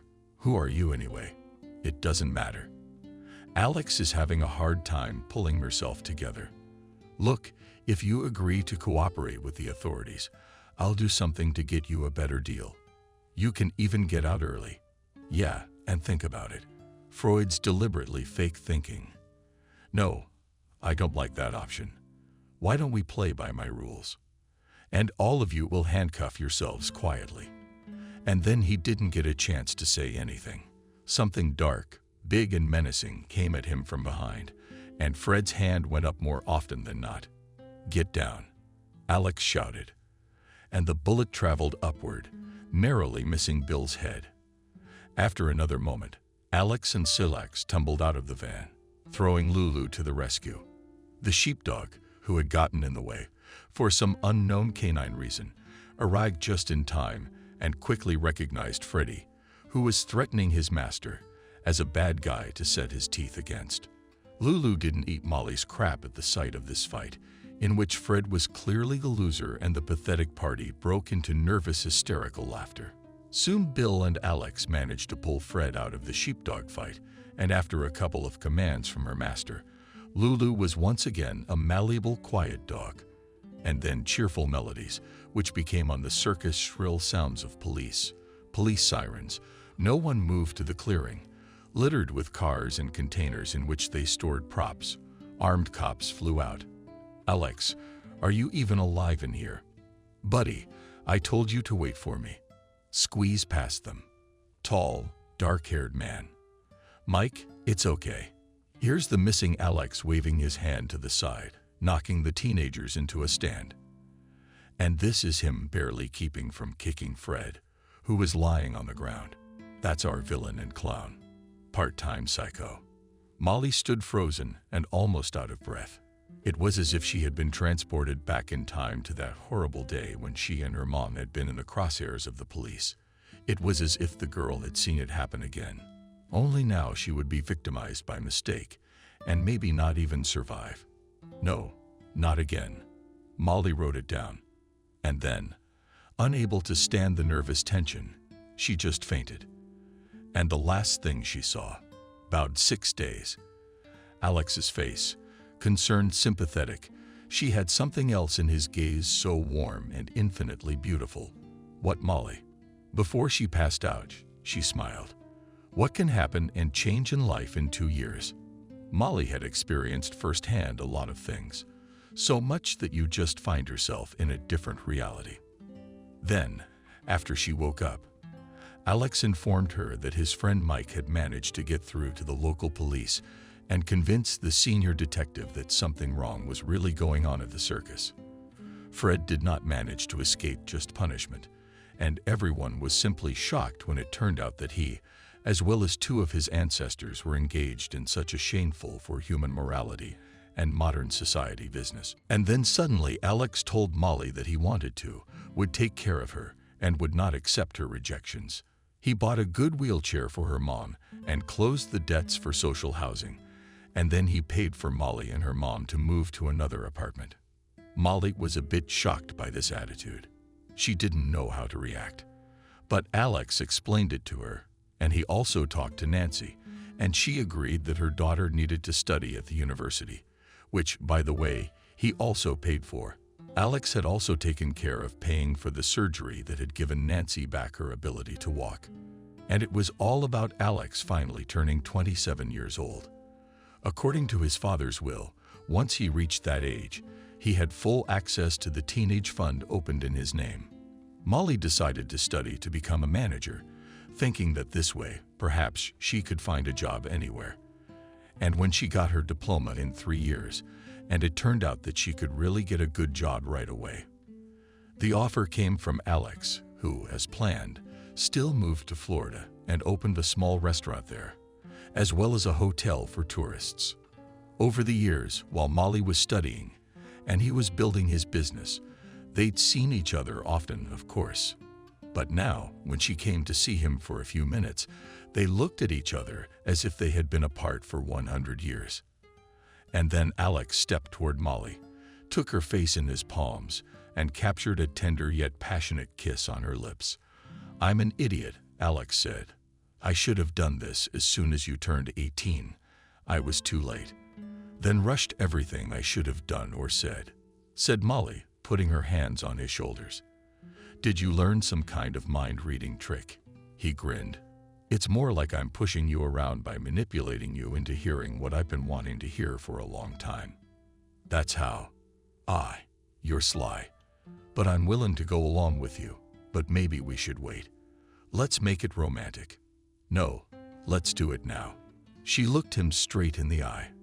"Marry me," Alex said, and hugged her so tightly that it was hard to breathe. "I will," she said. "Oh," Molly lowered her gaze and gasped in amazement, and then sat down and picked up a fluffy furry ball in her hand. "What's this lovely thing?" "Lulu?" She's decided to become a mother, Alex said. I didn't keep track of anything. That's just great. You shouldn't give away something so beautiful. So no sooner we're married, and you're already demanding to get another dog. Sounds like the best start to married life to me. Molly laughed. But you have to. And you have to show me your restaurant right now. You've told me so much. I can't wait to see it with my own eyes. You mean our restaurant? Smiling, he took her under his arm and led her forward along the beach. By the spring of the building nearby, Lulu, the sheepdog, and her fluffy puppy were stomping their paws. Nearby. Subscribe and click the bell. There was no way they were going to meet. There was no chance. Their lives were like planets orbiting far apart in different orbits. Alex, a law student who had nothing to do at an expensive fashionable resort, was brought here by illness. Last winter he was depressed, and it came out of the blue. Yes, he studied for days and nights, sitting at the textbooks. Yes, he was in practice, where he saw such scum of the earth that God forbid he should meet them on a narrow path. And then one day he ran out of energy all at once.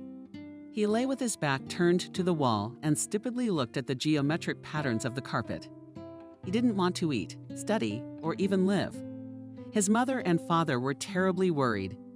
Alex was their only late son, a fictionally gentle, intelligent people.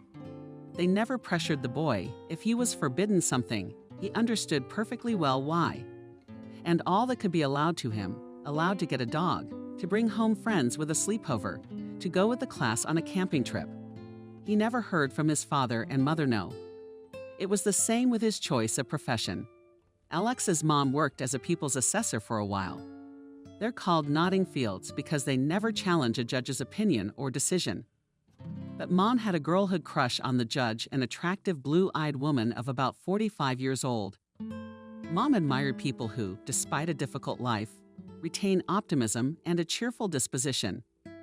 Judge Nancy had been divorced a long time ago and was raising a deaf-mute daughter. Her husband left just because of the birth of such a sick daughter. Also a member of their family was a huge Maine Coon cat.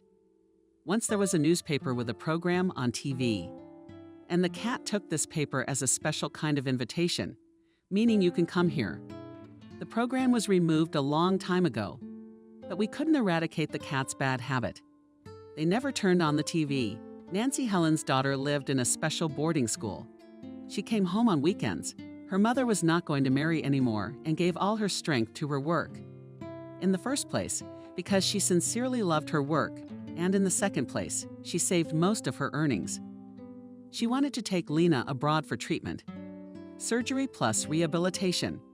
Every day Nancy had to judge people who stole something or didn't share something or beat up or even killed. Most of all, she did not like the cases concerning the division of property, when people who had previously considered themselves relatives and were going to live together for the whole century began to fight over some closet or gold jewelry, and attacked each other with such fury that the civil case right there in the courtroom and threatened to turn into criminal. One time Alex went to pick up his mom too early. He had to wait for her. A young man named Parker was on trial. He had just been released from the zone and returned to his mistress Betty and was just beginning, so to speak, to taste freedom. In the evening they quarreled and Parker stabbed Betty. The ambulance came. Betty was drunk and didn't want to go to the hospital. They could barely convince her to get stitches. She wanted to stay with her example, who didn't understand why he'd taken up the knife. In the courtroom, they told each other they loved each other. Betty, I'm sorry, there's no one I care about more. Parker told you. I'm going to sit down again, aren't you? I'll be waiting for you. Betty pressed his hands to his chest. This was a side of life Alex didn't know, had never encountered. Parker got 2 years and 10 months. And Betty was in the hallway excitedly discussing with her sister what to send him in first gear. Nancy felt sorry for him, Mom said as she and Alex drove home. She gave him the shortest sentence possible. He had already been convicted once, but his girlfriend was almost on her knees, assuring him that she held no grudge against him. Alex seemed to be thinking about something of his own. But isn't that when he started reading different literature? Not like before. If before he was interested in adventures, Now they were replaced by detectives, books about the elusive, criminals, bloody maniacs, their kidnapper, and domestic violence. In Alex's senior year of high school, he told his parents he wanted to become an investigator. Mom was scared. It's dangerous. Can't you choose some more peaceful profession? Dad objected. Alex is not likely to go into a dangerous line of work. I think he'll work in our small town, and soon all romance will be dispelled. He'll have to investigate a case like the one where a homeless man broke into an apartment and stole a laptop to drink it away. So I'd like to know, wouldn't a chore like this turn him away from the legal profession? Alex wasn't in the mood to open up. So he briefly said, "We'll just have to wait and see." And during the years of study, he really had to see a lot of things that were too cruel, rough, ruthless. Practice was coming to an end, and again lectures were replaced by seminars. And at home he had to study reports, prepare term papers, and then look at the subject of his diploma. I studied every day until late at night. And finally, from the accumulated fatigue, and there was that very nervous breakdown. He became depressed. Parents were worried God knows where the money came from and bought him a trip to an expensive sanatorium by the sea. Alex didn't even want to go. What difference, where he will lie for hours in a fetal position in a city apartment on the 8th floor or in a local room, 100 meters from the sea. But suddenly the change of place did him good. In the sanatorium, the doctor began to treat him the old-fashioned way. He did not prescribe expensive procedures for the young man. Different spa healing climates, sea bathing, long walks, and drinks with soothing concoctions that were given at the bar had to do the trick. And after a few days, Alex felt that the air here was really healing, and he began to fall asleep easily in the evening. Sleeping soundly at night, he stopped having nightmares, and early in the morning he was greeted by the sea, clear as a tear, which washed away all the negativity and got rid of heavy thoughts for breakfast. Alex came with a wolfish appetite from metal, even milk porridge, which he did not like before.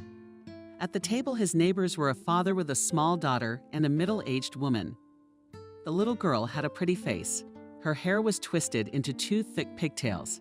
She chattered amusingly, and somehow it so happened that if the little girl was given peaches or cakes, everyone at the table was happy to give them to the little girl. Her daddy, Benjamin, smiled embarrassed and grateful. The middle-aged woman's name was Helen. She was unusually silent. It was clear that she was a wealthy woman. What was the jewelry alone? In the ring, and hid a large diamond earrings with the same gemstones attracted admiring glances. Helen's short-cropped hair was kept small, which she dressed simply, but not a single thing looked cheap. And also the open things that women in the South love so much. Helen wore no loincloths, short skirts, over t-shirts. She always threw on a long-sleeved shirt or jacket. Helen probably did this then to hide her painful thinness. She seemed not just slim, but truly emaciated. Alex thought she must be on some fancy diet. Sometimes Helen sat down at the table, drank only a glass of tea, and left immediately. Sometimes, without any appetite, she would pick at the second course with a spoon and leave the plate. It was still rare when I managed to meet her gaze.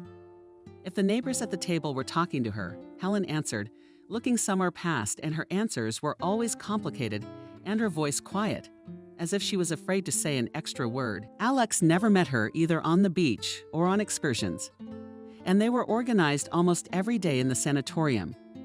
You could see Helen only on the farthest paths, and that's not immediately noticeable, sitting on a bench somewhere, face hidden by a wide-brimmed hat, enjoying the solitude. Alex didn't really care. He was glad that he was starting to come to life himself. There was an interest in life. For the first time in many months, he began to make some plans. Periodically, all vacationers in the sanatorium had to visit the doctor to check how the treatment was going. What was the result? Alex waited for his turn. Sitting in the corridor at the doctor was Helen. The door was slightly open, and Alex heard her voice, characteristic, slightly stated, "To great regret, we were not able to help you. Isn't that right?" Sebastian asked the woman softly. "Well, probably, if I hadn't come to you, I would have been worse off." Helen tried to answer delicately. "You haven't put on weight." "Not a bit." "Blood pressure still spiking," Sebastian listed. And the psychologist says your anxiety level hasn't gotten any lower. That's right, silence. Alex imagined Helen nodded. That's right, Sebastian summarized. Until it's removed, the root cause you won't recover. I would recommend that you see a psychiatrist when you arrive. Apparently chemistry should already be involved here. Have him find some medication. No, Alex has never heard Helen speak so loudly and with so much excitement. It's impossible for me. Even then, I proved with great difficulty that I'm not mentally ill. That's the only reason he got jail time. After all, he presented the case so that I made up everything with an unstable person psycho and make hysterics. Jealous of everything and everyone. Plus a vivid imagination. And it's a done deal. But you didn't do the beating yourself. Sebastian was still talking softly. It's still a basic fact. Didn't I tell you? He somehow convinced my friends, ex-girlfriends, to testify that I've been weird since I was young, that I can cut myself and stuff like that. Okay, apparently the doctor preferred not to go into all that. There was silence. Sebastian must have been writing. Get it at the nearest drugstore. These are sleeping pills. They're a prescription drug. And for the last few days you'll be here, get some sleep and don't think about anything. I strongly advise you to go home. Let not psychiatrist, let psychotherapist, let psychotherapist. No one will put you on the register. But as you do not realize, you will not be able to live fully, will not be able to enjoy life, if you do not work on this problem. How much life is left in there, doctor? Helen abruptly pushed back her chair. A couple of moments later, the door opened, and without looking at Alex, the woman walked quickly down the corridor. For some reason, all day long the young man couldn't forget about this conversation. He waited for dinner to see Helen in the dining room. Usually she was always a little late. They served very pretty cakes for dessert, baskets with cream and fruit. Alex automatically handed his to Ninotchka, while he looked out the door every now and then. But Helen never appeared. The next day Alex, as usual, went to the beach. Early in the morning he liked those hours, when there was still no one here. But who among the vacationers would really think of getting up at 5? Only a few fishermen could be found on the shore. But suddenly he saw Helen. The woman was sitting on a chaise lounge under the awning, although the sun had just descended. But one could see Helen. But you could see Helen, and here wanted to remain as inconspicuous as possible. She was wearing a denim fiber skirt, long to her heels, and some kind of stretchy sweater that Helen was tangled in. She sat with her arms around her knees and stared in front of her. Alex didn't want to disturb her and was about to discreetly retreat, but then she looked at him. They nodded to each other. "Good morning, can't sleep," he said. Because he had to say something. As it turns out, even the pills don't work for me. Helen grinned. Alex didn't expect her to answer. She hadn't told anything about herself until now. And I was tired of studying. He said, "Have a seat on the next slogan." Once I decided to give myself a break. That made it easier. Maybe you should also not think about unpleasant things. As Helen looked him straight in the eyes. "Can you do that? Teach me. How do I do that?" Suddenly tears came to her eyes. Helen bit her lip and stared at the sea. He could think of nothing but the trivial. But there are no unsolvable problems in the world. Only if someone died, I died, Helen said. Isn't it obvious? Helen grew up with a stepmother, and once wanted more than anything to have her own home and her own family. Though everyone around her admired her father, her stepmother, and all 3 of Helen's children, and her 2 free, younger brothers. Her father was a scientist, a university lecturer, soft in family life, and a professor who was passionate about science to the point of madness. He forgot about food and sleep. If it was about his favorite science, his first wife died a few days after the birth of Helen. On the face of it was not so rare reason. A medical oversight. Later, someone changed all the records. I didn't punish anyone for that story. No one was suspended. And the grief-stricken professor never tried to get justice. Perhaps he wanted to raise his daughter on his own and never marry again. But after a few years, he met a young woman, whom he sincerely admired, as he did. Maria was in love with science, which means that she lived a spiritual life in words, and everything material was of secondary importance to her. The professor very quickly proposed to her, and Maria was not afraid to marry a man with a child. 2 years later, she gave birth to twins and decided that she had had enough of children, although the professor had hired her an assistant from the beginning. Still, the small children demanded too much attention. The housekeeper took over the household, cooking, washing, cleaning. But her mother didn't trust her to raise the boys. Maria wanted to raise her sons in her own image. Spiritual came first. One couldn't put too much value on things. Not even the fact that the couple's child saw toys as living things. No discount was made. A few times a year, the mother would pack plush animals, cars, and the like into a large cardboard box and give it to a woman she knew, a poor woman with many children. And God forbid that the boys would regret something, of course. In exchange for the given toys were bought new dressed boys were also not worse than their peers. But since they were little, they knew not to dream about things. Fashionable backpack or in one ship, which itself will swim in the bathtub, grinds the water with a propeller. But about this or that book, or that recovered father, who had a heart condition, you can dream quite well. With the boys, this issue passed. They obeyed their mother, at least for the time being. But Maria, from the very beginning, tried to apply this method of upbringing and stepdaughter. However, she was disappointed. Helen did not accept the punishments. She cried. One time, she even had a nervous attack. Her father promised Helen for her birthday the same lush princess dress that the girl's friends had. Most likely, the professor didn't understand what it was all about at all. But he had the pleasure of going with Helen to the store and pleasing her with a grade. Helen was so excited about the gift, made on the eve of her birthday, that she put on the dress, not wanting to take it off, when she was nevertheless persuaded to change into a nightgown before going to bed. Her stepmother took the dress and hung it up in the closet in the room, saying she would allow the outfit to be worn on holidays. Helen, from whose hands the coveted article had been snatched, burst into tears so that her hands began to tremble.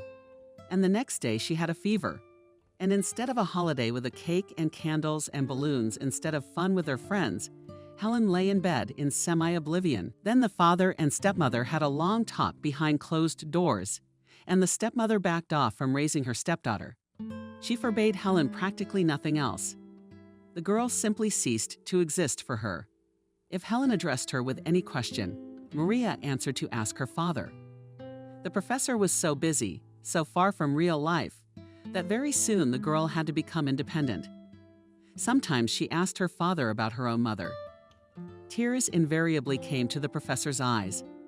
Katya was so sweet, cheerful, with an easy character, that with her death all joy left the house. Apparently, Helen had taken after her mother in many ways. She tried to arrange for 2 factions to form in the house. After all, Maria has sons. The girl reasoned, so let her be with Benjamin and Tony, the 3 of them, and they will not be bored. And Daddy's mine. Otherwise, it's not fair. They're together, and I'm alone. But the stepmother was quick to put an end to her daughter's claim to her father's attention. She believed that no one can be closer to her husband than herself. They work together, they have common interests. And Helen is growing up. And soon she will have her own life and her own spouse. Thus, the girl's relatives were replaced by her friends. She often stayed with them for days at a time. Her friends' parents didn't mind. No matter what, Helen was well, raised in a friendly manner, always tried to help with the housework. Sometimes someone would say, "I wish I had a daughter like that." Helen would only flinch. Apparently, deep down, it was weighing on her. The fact that, unlike her peers, she did not have a normal family, and she really wanted to have one. No one came to Helen's graduation. The professor was very busy. There was some important meeting of the scientific department. He asked his wife to go to the school, but at least for the solemn part of the awarding of certificates. But Maria made a distant sign. "I haven't been involved in Helen's education for a long time. I don't want to be a hypocrite, participating in this celebration." The professor only shrugged his shoulders and smiled guiltily at his daughter. "I apologized for the way things turned out." However, Helen was already hardened by life, and she only grinned. She did not expect anything else. However, the behavior of her father she still assessed as a betrayal and chose a university for herself in another city. Her father rented her an apartment. Here you have to give justice. The stepmother never interfered if the father spent money on his daughter. I know for myself in the hostel, and it is difficult to study well, said the professor. There you stay up late, you bring friends. And if you are going to study seriously, you need a quiet and working environment. He went with his daughter, visited her new apartment, gave a generous sum of money for Helen to buy everything she needed. But when the girl became a student, her behavior changed. It's as if she got to all sorts of entertainment. Now she often lingered in nightclubs, carefree fun with new friends. They could drink so much that they could hardly tell the cab driver their home address. And boys for the evening to pick up and afford any other craziness. And Helen dressed in ways she never would have thought possible. She used to wear bright, flashy things. She used to leave her hair loose. She was naturally very good-looking, and she was never without male attention. Another thing is that now she remained as kind and trusting as she had always been. She was introduced to Leo by a classmate. Julia had a boyfriend, and he had a friend. Why not sit together with the same company? They were already settled at a table in a cafe. The friend's boyfriend was running late. But when he showed up, Julia's face stretched. She must have thought she blundered. Finished with the wrong guy. Suddenly he looked like he'd stepped out of the pages of a men's fashion magazine. No, in this case it didn't matter what he was wearing, but that hard face. The sneer. Such bright eyes and black eyebrows in the span of a young girl is covered with pictures of such a Superman. His bedroom. It was strange that Leo still didn't have a girlfriend. He willingly took on the role of Helen's beau. For the rest of the evening, he took care of her, pouring her wine, laughing at her jokes. And when the party was over, he walked her home. Perhaps it could have been limited to a few kisses goodbye. But Helen saw no reason why not. Why shouldn't they end a wonderful evening? On an equally marvelous night, she took her new pal by the hand and carried him back to her house. And indeed, the night was so intoxicating that in the morning both didn't want to part. That was where it all began. The romance spun up most impetuously, and 2 weeks did not pass. Leo confessed his love to Helen and asked her to marry him. She was amazed at such a hasty decision, especially since, having looked at her family, she did not want to get a stamp in her passport as soon as possible. Girlfriends met the news differently. Someone who enthusiastically forbade and began to ask for a wedding, preferably as a witness. Someone who has already seen the handsome Leo and frankly envied. And Sophia's closest friend only shook her head. Sophia was not a prude at all. She was happy to open up at the same parties that Helen was happy to pick up guys for one night. So Helen was all the more surprised. "What do you like?" she asked. "I'm not getting married yet, but you should have seen how beautifully he proposed to me. All honorable." On her knees, with a bouquet of flowers and a stunning gilt diamond ring, Helen showed her hand with a dainty ring. "I said I would think about it."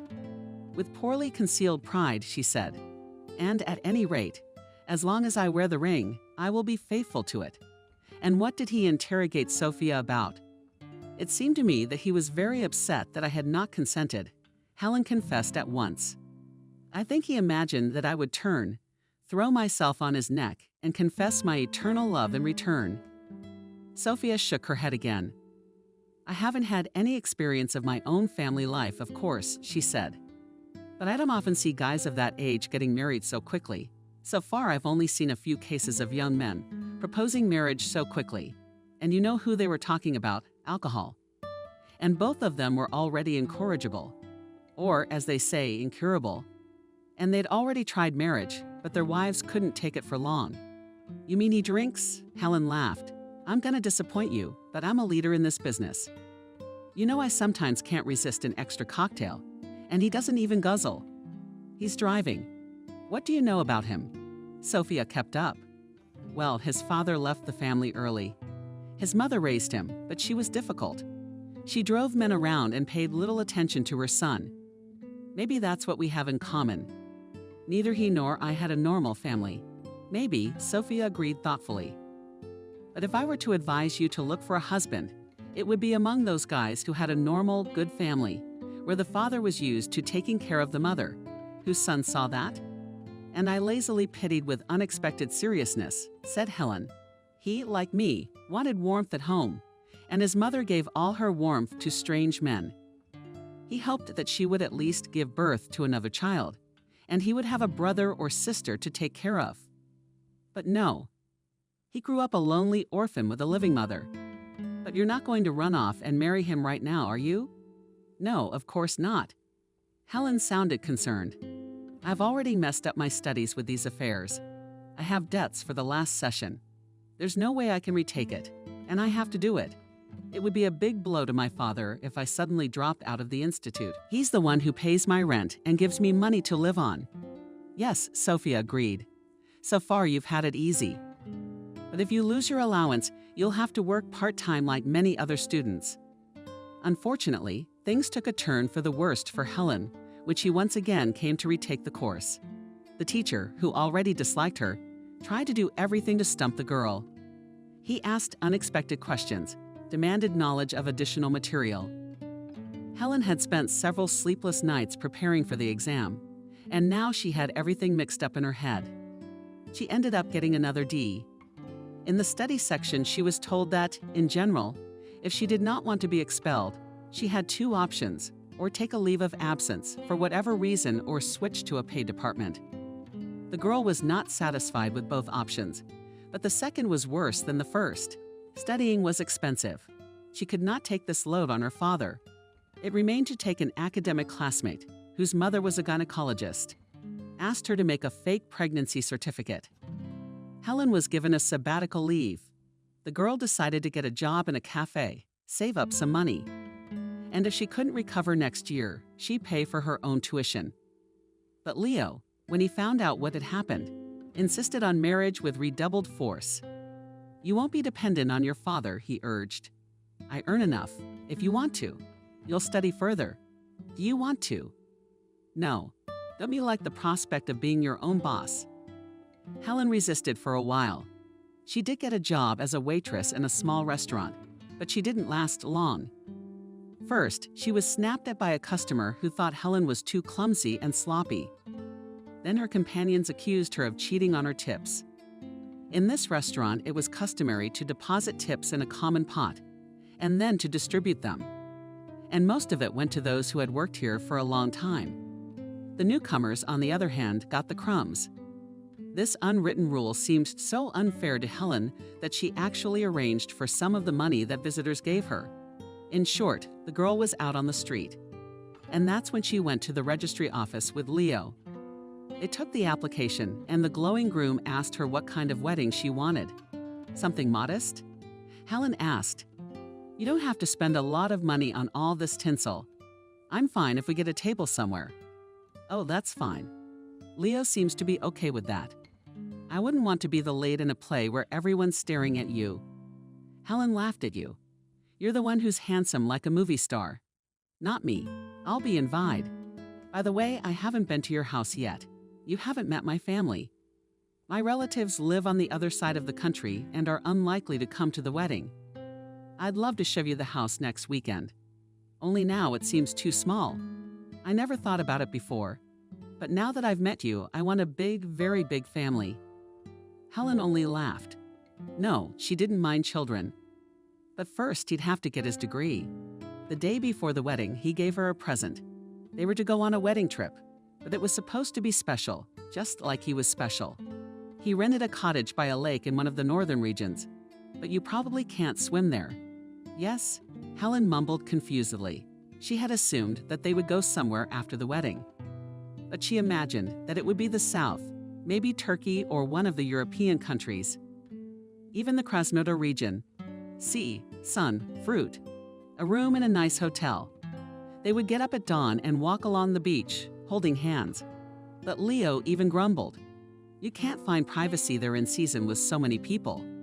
The beaches are jammed with excursion crowds, and I want you and me to be alone. And after a few days, Helen was convinced that her husband was right.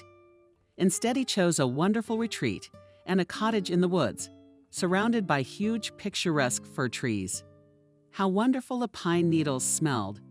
It took a few minutes to walk along the wooden planking to the lake and sit on the bridges and admire the view. The water in the lake was the clearest and not so cold. They enjoyed swimming several times a day. The cottage was small, but Helen fell in love with it. 2 bedrooms, the second one was obviously unnecessary. A cozy kitchen finished in wood and a living room with a window and a fireplace. The ceiling-high refrigerator was filled with groceries and newlyweds. There was no need to drive to the nearest town, although it was a quarter of an hour at most by car. Helen had never had such a good time.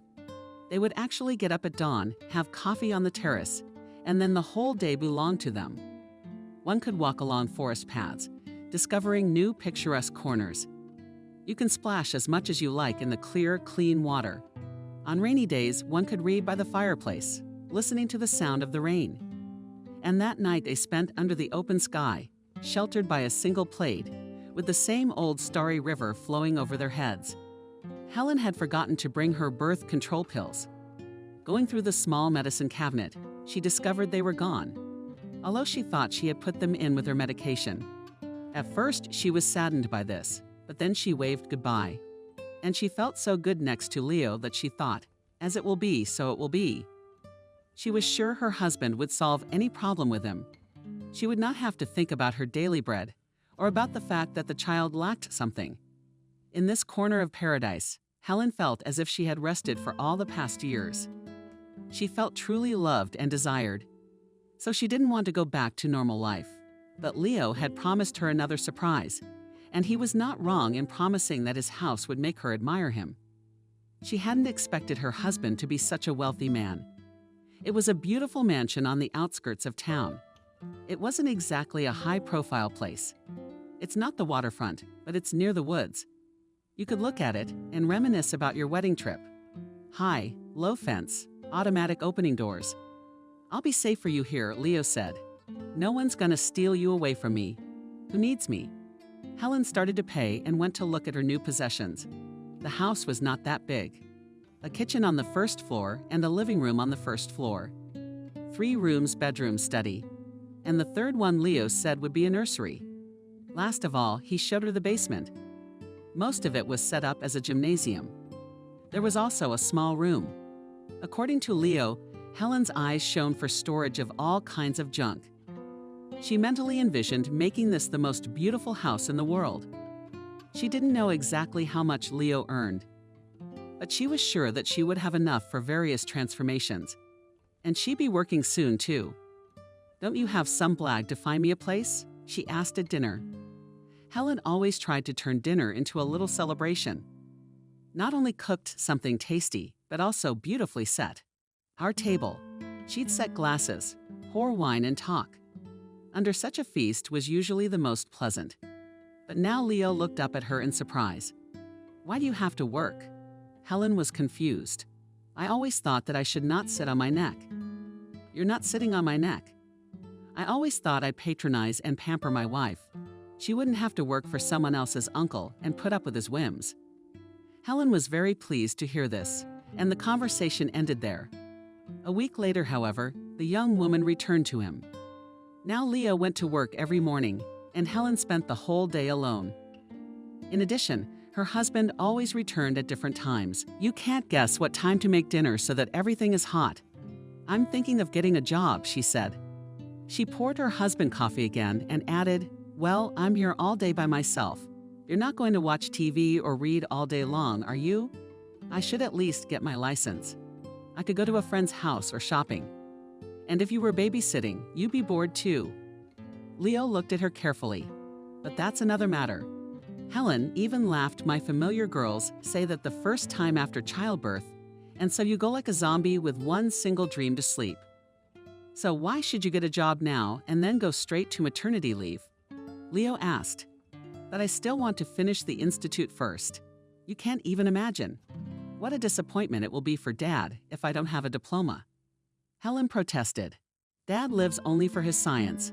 Leo shrugged, and a few days later Helen took a test and found out she was pregnant. Leo organized a real celebration. Helen wanted to invite Sophia, her closest friend, but he objected. "This is the most important moment in our family's life. We don't need outsiders." But there were flowers and very expensive champagne and ice cream. Helen's favorite sweet, which she preferred to cakes and pastries. Leo immediately said that she would be observed and give birth in a private clinic.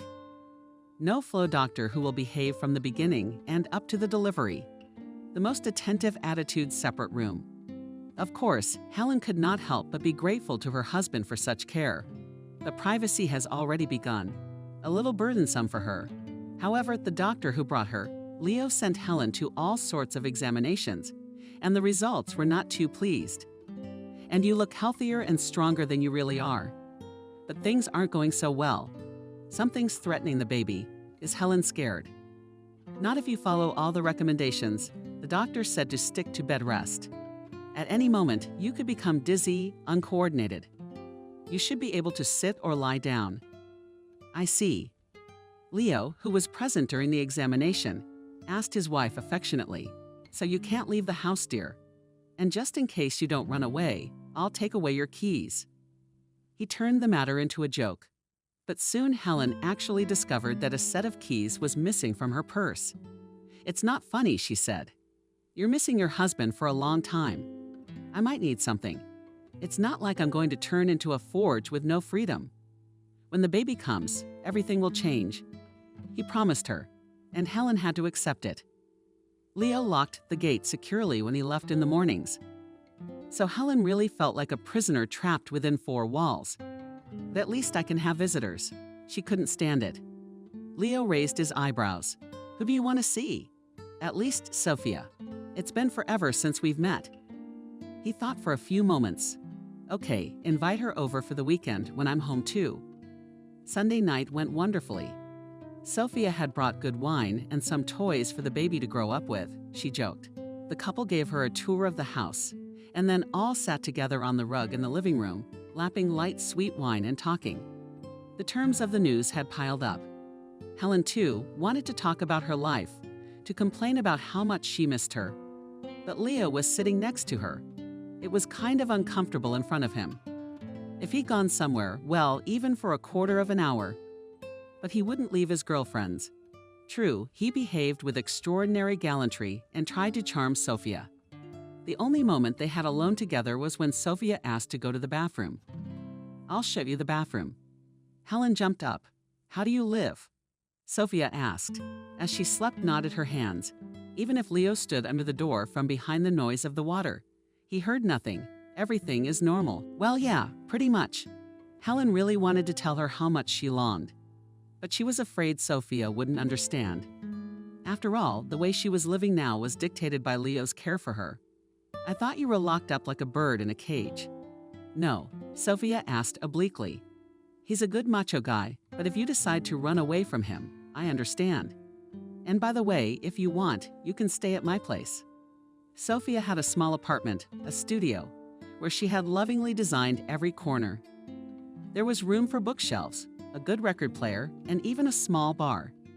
And the loggia Sophia spotted and arranged there a working office, combined with a greenhouse. But only a baby crib will not fit there. And yet Helen had tears in her eyes. Sophia, it turns out, understood her. "Thank you," she whispered. That same evening, when she went to bed, Helen asked her husband, "Can Sophia come to visit us more often? I have more fun with her. I won't have to ask to go anywhere." If she was hoping to take her husband away, she was wrong. "Your girlfriend will not come to our house again," Leo said. "Why not?" Helen was stunned. "You should have thought of bringing wine to a pregnant woman." "I hardly ever drink." Helen justified herself. "You don't need a glass, but I wouldn't let you have more. If she shows up next time without me, how do I know what she's carrying? Maybe a bottle of whiskey. I assure you she wouldn't think twice. And I say what would. You're a kind soul. You don't know how jealous people can be. If something happened to your baby, your Sophia will comfort you. And in your heart you'll be glad it happened. You don't think she's jealous of you now. That you have a husband, a nice house, that you're pregnant, and that she has a job and a room the size of a dog kennel. I bet she drinks a lot and is willing to sleep with anyone she meets." Helen was hit by a wave of icy indignation. "You don't know her at all," she said coldly. "You haven't told me anything about your family. When I asked about it, you gave me complicated answers. But I can tell you about my family. I had no mother. I grew up with a stepmother. I never had a sister. Well, Sophia is the sister I've been missing my whole life. And she successfully dragged you to all sorts of companies, all sorts of bad places. What kind of hot spots? I'm imagining things. If we went to coffee shops or nightclubs, then I'm in the clear. You do realize what kind of people go there, right? Men come to eat girls like this. I'm a girl, Helen said. I didn't say that, but with that dog you could act like a girl. Look, I'm not asking you where exactly you work or who you're around. You know I run a security firm. And it's all men. So maybe you're hooking up with them. Romans asked Helen in anger.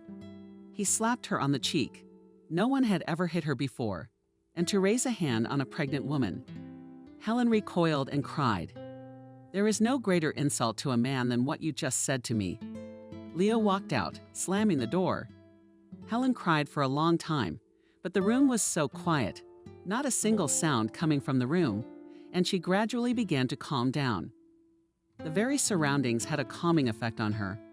It was so beautiful in her room. Everything in soft pink colors. In the end, she came to realize that it was largely her own fault. Men have certain red lines they can't cross. And she had apparently violated the unspoken prohibition. Still, Helen thought that her husband would apologize to her, and she would try to forget the horrible scene. She and her husband spent the night apart. Helen fell into an unexpectedly deep sleep after many tears. She woke up several times, and each time she checked to see if Leo was there. It seemed to her that he must be there. After all, loving people always understand if they have hurt someone else and try to earn forgiveness, even if they are not guilty. But Leo did not come. In the morning, Helen heard that her husband was going to work. She couldn't believe that he was going for nothing. Besides, she wanted to eat too. So she casually walked into the kitchen where he was finishing breakfast, poured herself a cup of coffee, and made a sandwich. "What should I buy today?" Leo asked, as if nothing was wrong. "Will you write a list?" She usually gave him a shopping list with her, except for the very first few days when she was nauseous. So it lay in a thumb drive. But now Helen opened her eyes in surprise. It was as if Leo had forgotten everything that had happened yesterday. "You hit me," she said. And I was surprised at him. It just couldn't have happened. "You had a bad dream." "Don't you remember anything?" "No," I shook my head. "But if I upset you, I'm sorry. So what should I buy today?" Helen made a short list of groceries. When her husband left, she wanted to lounge on the couch with her phone, as usual. She was used to reading books from digital libraries lately, but she couldn't find her cell phone. In vain. She looked for it all over the room, checked the bathroom, looked in every nook and cranny in the living room and kitchen. There was no cell phone. She remembered that there was a landline in the house and decided to call her own cell phone from it. Then she would hear a familiar tune and find the missing cell phone. But it turned out that the landline phone was disconnected. That day, Helen was unusually bored. She didn't know what to do until her husband arrived. She had long since weaned herself off the television. Walking was only possible in the small garden. You can't go beyond the fence. The gate is locked. Shit, she can't even contact Sophia. If the cell phone is somehow lost, Sophia could buy a new one, and she would give her friend the money later. When Leo arrived in the evening, the first thing Helen asked him was if he knew where the phone was. Though in her heart she was sure he would answer no. All the more startled by his words. "You don't want the phone." "How's that?" She sat like that. "You'll be calling your friends, talking about your life to me. And I don't want anyone dragging my name around. Especially not dirty girls like Sophia. And you say you don't remember the scene last night." Helen summarized bitterly. "I'm afraid it will be exactly the same today. I don't know what you mean, but all that cell phone service and radiation. I don't think it's good for the baby." Helen laughed, but it sounded almost hysterical. "Look, this isn't the Stone Age, and everyone has a cell phone. I don't part with mine. And I know his voice was calm, like he was talking to a baby, but it's not good for you. Look at you now, your nerves are shot. And I need to keep you safe from any anxiety. Give me the phone, and I'll calm down. I brought you something else." Leo went out and came back with a small flat box. You say you mostly read books on the internet? I bought you an ebook, and at my request, they put 100 detectives and love stories in it.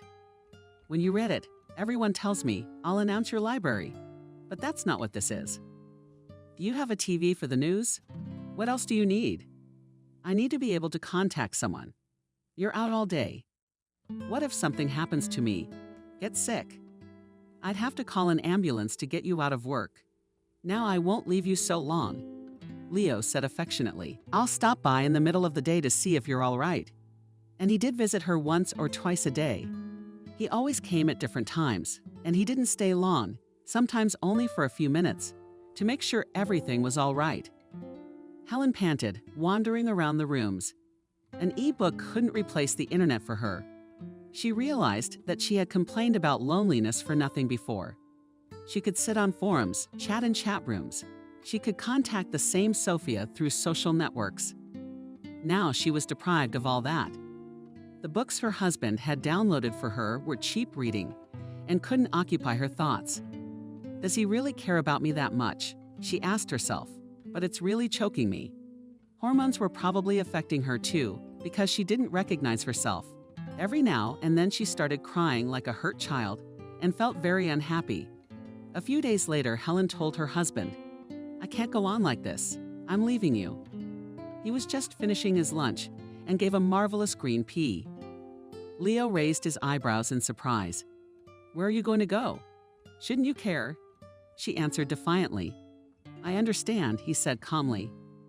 Now he spoke with more than just that tone. You wanted to live with your Sophia until the divorce was finalized, and then have a baby, get a job, and get child support. I painted the right picture. So what? 1,000 women live like that? Helen twitchy chin. But you're not gonna live like that. First of all, you're not going anywhere because you're carrying my baby, and I'm not going to give you the opportunity to steal it from me. I'm not going to steal. Helen realized for the first time that her husband might not just let her go. Just like that. Will you be able to see him? He shook his head. I don't like it. But don't you realize what's made me unhappy?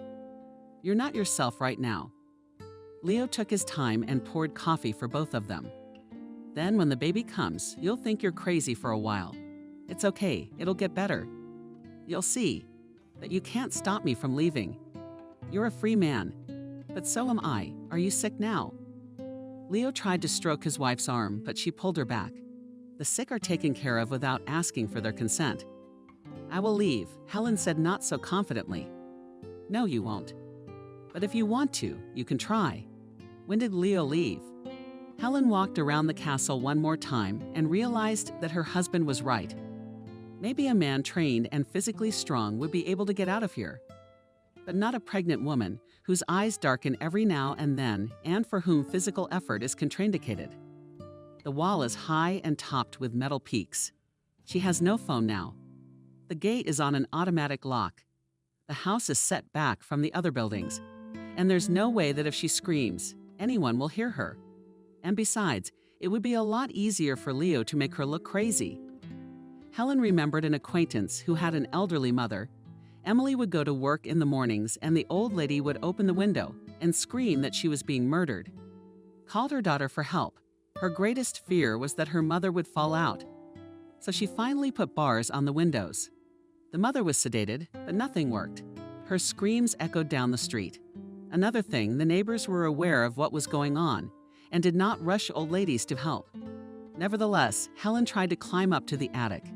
The roof of the house was flat, and part of it was a kind of observation platform. But Leo had made provision for that. The entrance to the attic was locked. The young woman cried once again. In her heart, she hoped that she would somehow find a way to escape and would be among her own people today. But it turned out that escape would have to be postponed until later. As a last resort, she would run away from the maternity hospital. Better yet, she'll tell everyone around her. The doctor, the nurses, the women in labor. That Leo turned the house into a prison. He's kept her imprisoned her entire pregnancy, and now needed to help her sneak out of the maternity ward with the baby. Helen didn't much care where she went. She could stay at Sophia's for a while. Cramped, but not too cramped. Then maybe she could find some work so that she could afford a nanny for the baby. At the very least, she'll move in with her father. He wouldn't kick her out of the house. Thoughts of her father brought her back to the institute, which Helen had forgotten all about. Her father still thinks she's studying, doesn't he? He sends her money for the apartment, and it is saved on her card. But Leo has the card too, as well as all family documents, passports, policies. He hid them all in the home safe under the pretext that Helen's absent-mindedness is not worth losing documents at the most inopportune moment. When we get to the maternity hospital, we'll find out that you left everything at home and can't remember where your passport is. That's when Leo was telling her all this. His words had sounded like a joke, but now Helen realized that she was the door behind which she was, figuratively speaking, locked. Another shift appeared. It would be okay if she could get away. Sophia will give her money for a cab, and her father won't ask for his own daughter's papers. If Leo won't give her passport back, Helen will recover it later. She'll say she lost it. In the meantime, maybe try another way to give up food. If she goes on a hunger strike, Leo will have to do what she wants. After all, he's so looking forward to this baby. He will not allow Helen to starve. It could be bad for the baby. And on this day, she didn't make dinner. When her husband returned, Helen sat in her room on the wide windowsill and looked out of the window. It was raining. There was a fence and wet lilac bushes in front of her eyes. She knew her husband was about to make sure there was nothing to eat if he made a scandal. Well, Helen was ready for that. Instead, Leo was rattling around in the kitchen. Half an hour later, he walked in on her. "Let's go to dinner. Everything's on the table." "I'm not hungry," Helen said without turning from the window. "You don't feel well." He became alarmed. "Can you take it that way? There's hot soup and rolls waiting for you. Coffee, of course." Helen was very hungry, but she was sure she could stand it, and only shook her head negatively, saying, "I won't go." "If you don't break the regimen," Leo kept talking to her like a child, "we'll go out this weekend. We'll walk in the park, have ice cream. You've really been away from home, haven't you?" Helen couldn't believe her ears. Leo couldn't realize that when she was outside the gate, she would leave him immediately. She'd jump out of the car. For that matter. Yeah, he nodded. "I'm not kidding." "Well said, Helen. I'll be right down." She cleaned herself up a bit, washed her face, and changed her pajamas for a robe. She didn't like to walk around, unraveled. But until this minute, her mood had been so bad that she didn't feel like doing anything. Now it was different. "So pull yourself together," her husband said to her at dinner. "If you don't feel well, of course we won't go anywhere. But if everything will be normal, then I intend to treat you a little. Shall we go to the store and get you something? You'll soon be able to wear the clothes you're used to." It was Monday, and all week Helen had behaved exemplarily. Now she had no doubt that she would be free before the deadline. She did the usual household chores, and at the same time her head was full of thoughts. If Sophia had guessed and come to her house when her husband was away, they could have talked over the fence. Maybe somehow a friend could give her the phone. But in any case, Sophia wouldn't refuse to take her in. Helen had no doubt about that. On Saturday morning, Helen looked at her husband, as if asking what their plans were for the day. "Unfortunately, I'm being called into work today," Leo said. "Getting my second cup of coffee. Do you remember what you promised me?" The young woman couldn't stand it. What did he pretend not to remember? But then he laughed. "Of course, I know how much you're looking forward to it. Let's go tomorrow right from the morning." It was rainy on Sunday, but Leo was not going to cancel the trip. First, he brought Helen to the country square. The rain had already stopped freezing, but there was not a single person in the alleys. The young woman was very disappointed at the circumstance. If she just tried to run away from Leo here, he would catch up with her in a few seconds, and there was no one to turn to for help. At this time, the husband received a phone call. "There is a slight change of plans," he told Helen. "I have to be in the office now, but..." It dragged on interminably. "You can go shopping by yourself. I'll give you the card, if you don't mind." Helen could only nod. "I'll give you 2 hours. I'll call a cab, then I'll wait for you at home." Leo sat his wife down himself, pulled up his car, and gave the address Center City, the very street that was considered the center of big and small stores. Helen watched in the small mirror as her husband's figure moved away. Change of plans, she told the cab driver. As soon as the car rounded the corner, I'll stop by a friend's house first. If only she had ended up at Sophia's, she would have nothing more to fear. Helen didn't regret not bringing her things with her. Didn't care. She would get a job and be able to provide herself and the baby with the essentials. The main thing was to get out of this captivity. The cab driver shrugged his shoulders, saying he didn't care where he was taking her. And after a quarter of an hour, he stopped the car near the house where Sophia lived. Helen awkwardly got out of the cab. She had lost the gracefulness of her movements since the onset of her pregnancy. She still had to climb to the third floor, and her heart was racing like a hare's. There was a slight odor of Wendy's in the stairwell, and Helen was overcome with nostalgia. It had always smelled like this in here. Sophia's neighbor old lady, Wendy, had a great deal of respect for it and put it generously in all the closets and commands. Helen pressed the bell button, imagining that in a few seconds her friend would open the door for her, and they would throw themselves around each other's necks. But no one rushed to open it.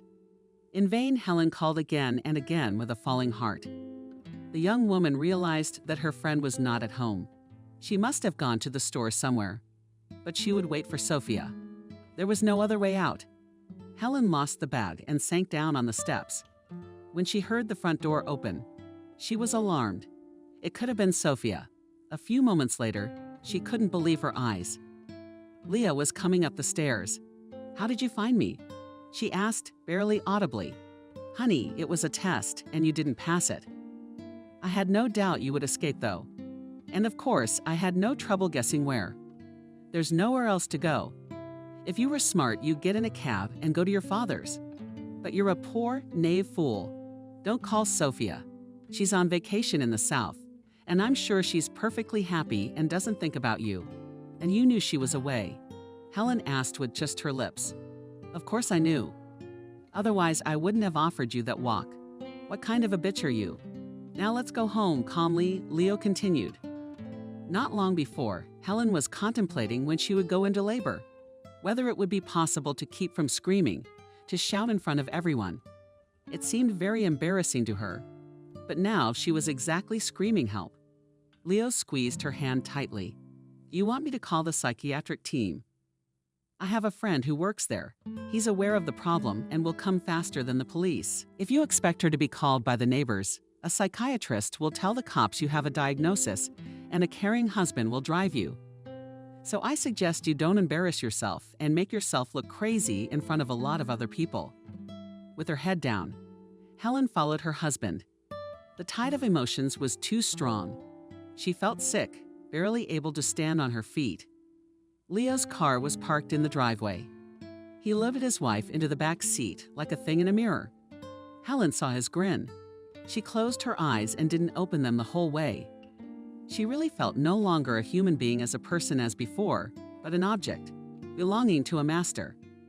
Helen had become depressed. Not only did she not do household chores, but she would not leave her room, lying all day long, turning her back to the wall and keeping silent when she had to get up to go to the restroom. She felt herself weakening quickly, and it was a pleasant sensation. Helen wanted to sink into oblivion as soon as possible and leave this world that way.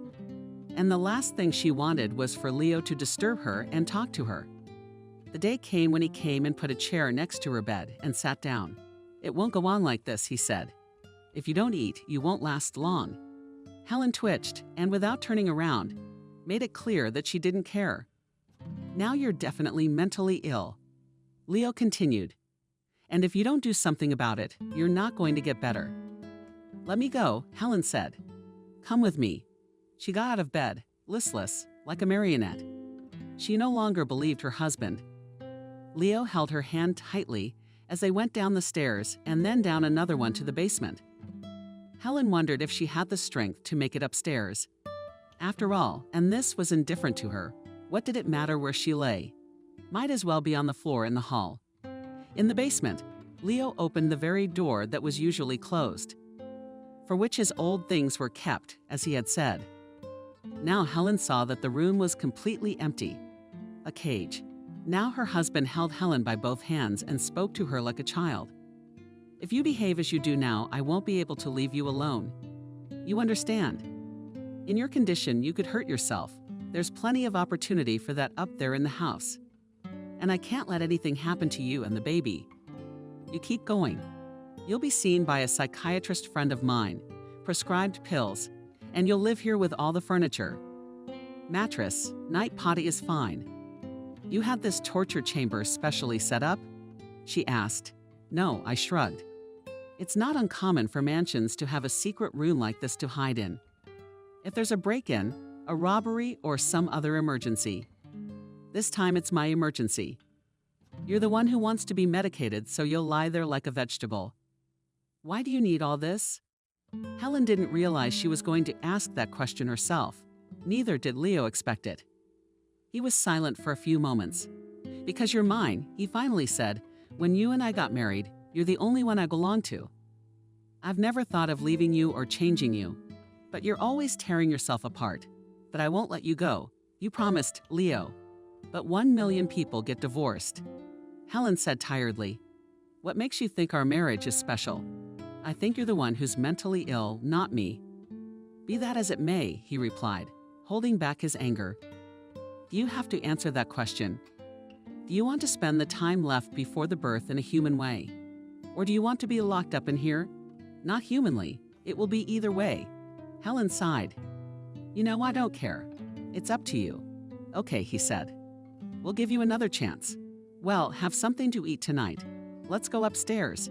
And Leo helped his wife up the steps, overcome that she couldn't do it alone. Helen knew she had to wait for the birth, but she could not have imagined the shock that awaited her. The young woman had packed a bag in advance with things she might need at the hospital. If Leo wished to check on her, well, there were no secrets. Nightgowns, hygiene items, a few books. And yet, as Helen looked at that bag, it represented to her the hope that she would be able to get out of here soon. But when it was time to go to the hospital, Leo said, "Will you give birth at home, dear?" Helen looked up, and there was pain in her eyes, as if he had hit her again. "Yes, yes," her husband went on. "The doctor is on his way. What is it that you don't like? In the old days, only the poor gave birth in maternity hospitals, and the rich had midwives. It was the order of the day, so I've organized this luxury for you." "What kind of luxury is that?" Helen bit her lip in pain. "What about sterility? What if something goes wrong and you need an operation? There's no facilities at home. If there are problems, then we'll deal with them," Leo said nonchalantly. "You're young, healthy.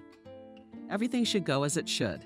To be honest, Helen soon didn't care who her doctor was, whether sterility would be assured for the next few hours. She felt like she was dying. The pain was so intense that the paramedics who arrived had to give her anesthesia. Maybe they did it out of mercy? Or maybe Leo had insisted, not wanting his wife's screams to be heard on the street. Even though their house was on the edge of the woods, it was still the edge of the street. When Helen came to, she didn't immediately realize where she was. Nothing hurt. It was blissfully light. For a while, she thought she had returned to her childhood and was lying on her bed in her parents' house. Then her vision began to focus, and she saw a dark red that it took another effort to remember everything. Someone entered the room. Helen turned her head and saw Leo's face. His was as fearless and calm as ever, unbelievable. "Who was born?" Barely audible, she asked. "We have a baby girl." "Show her to me," Helen asked, and mentally added not at us, but at me.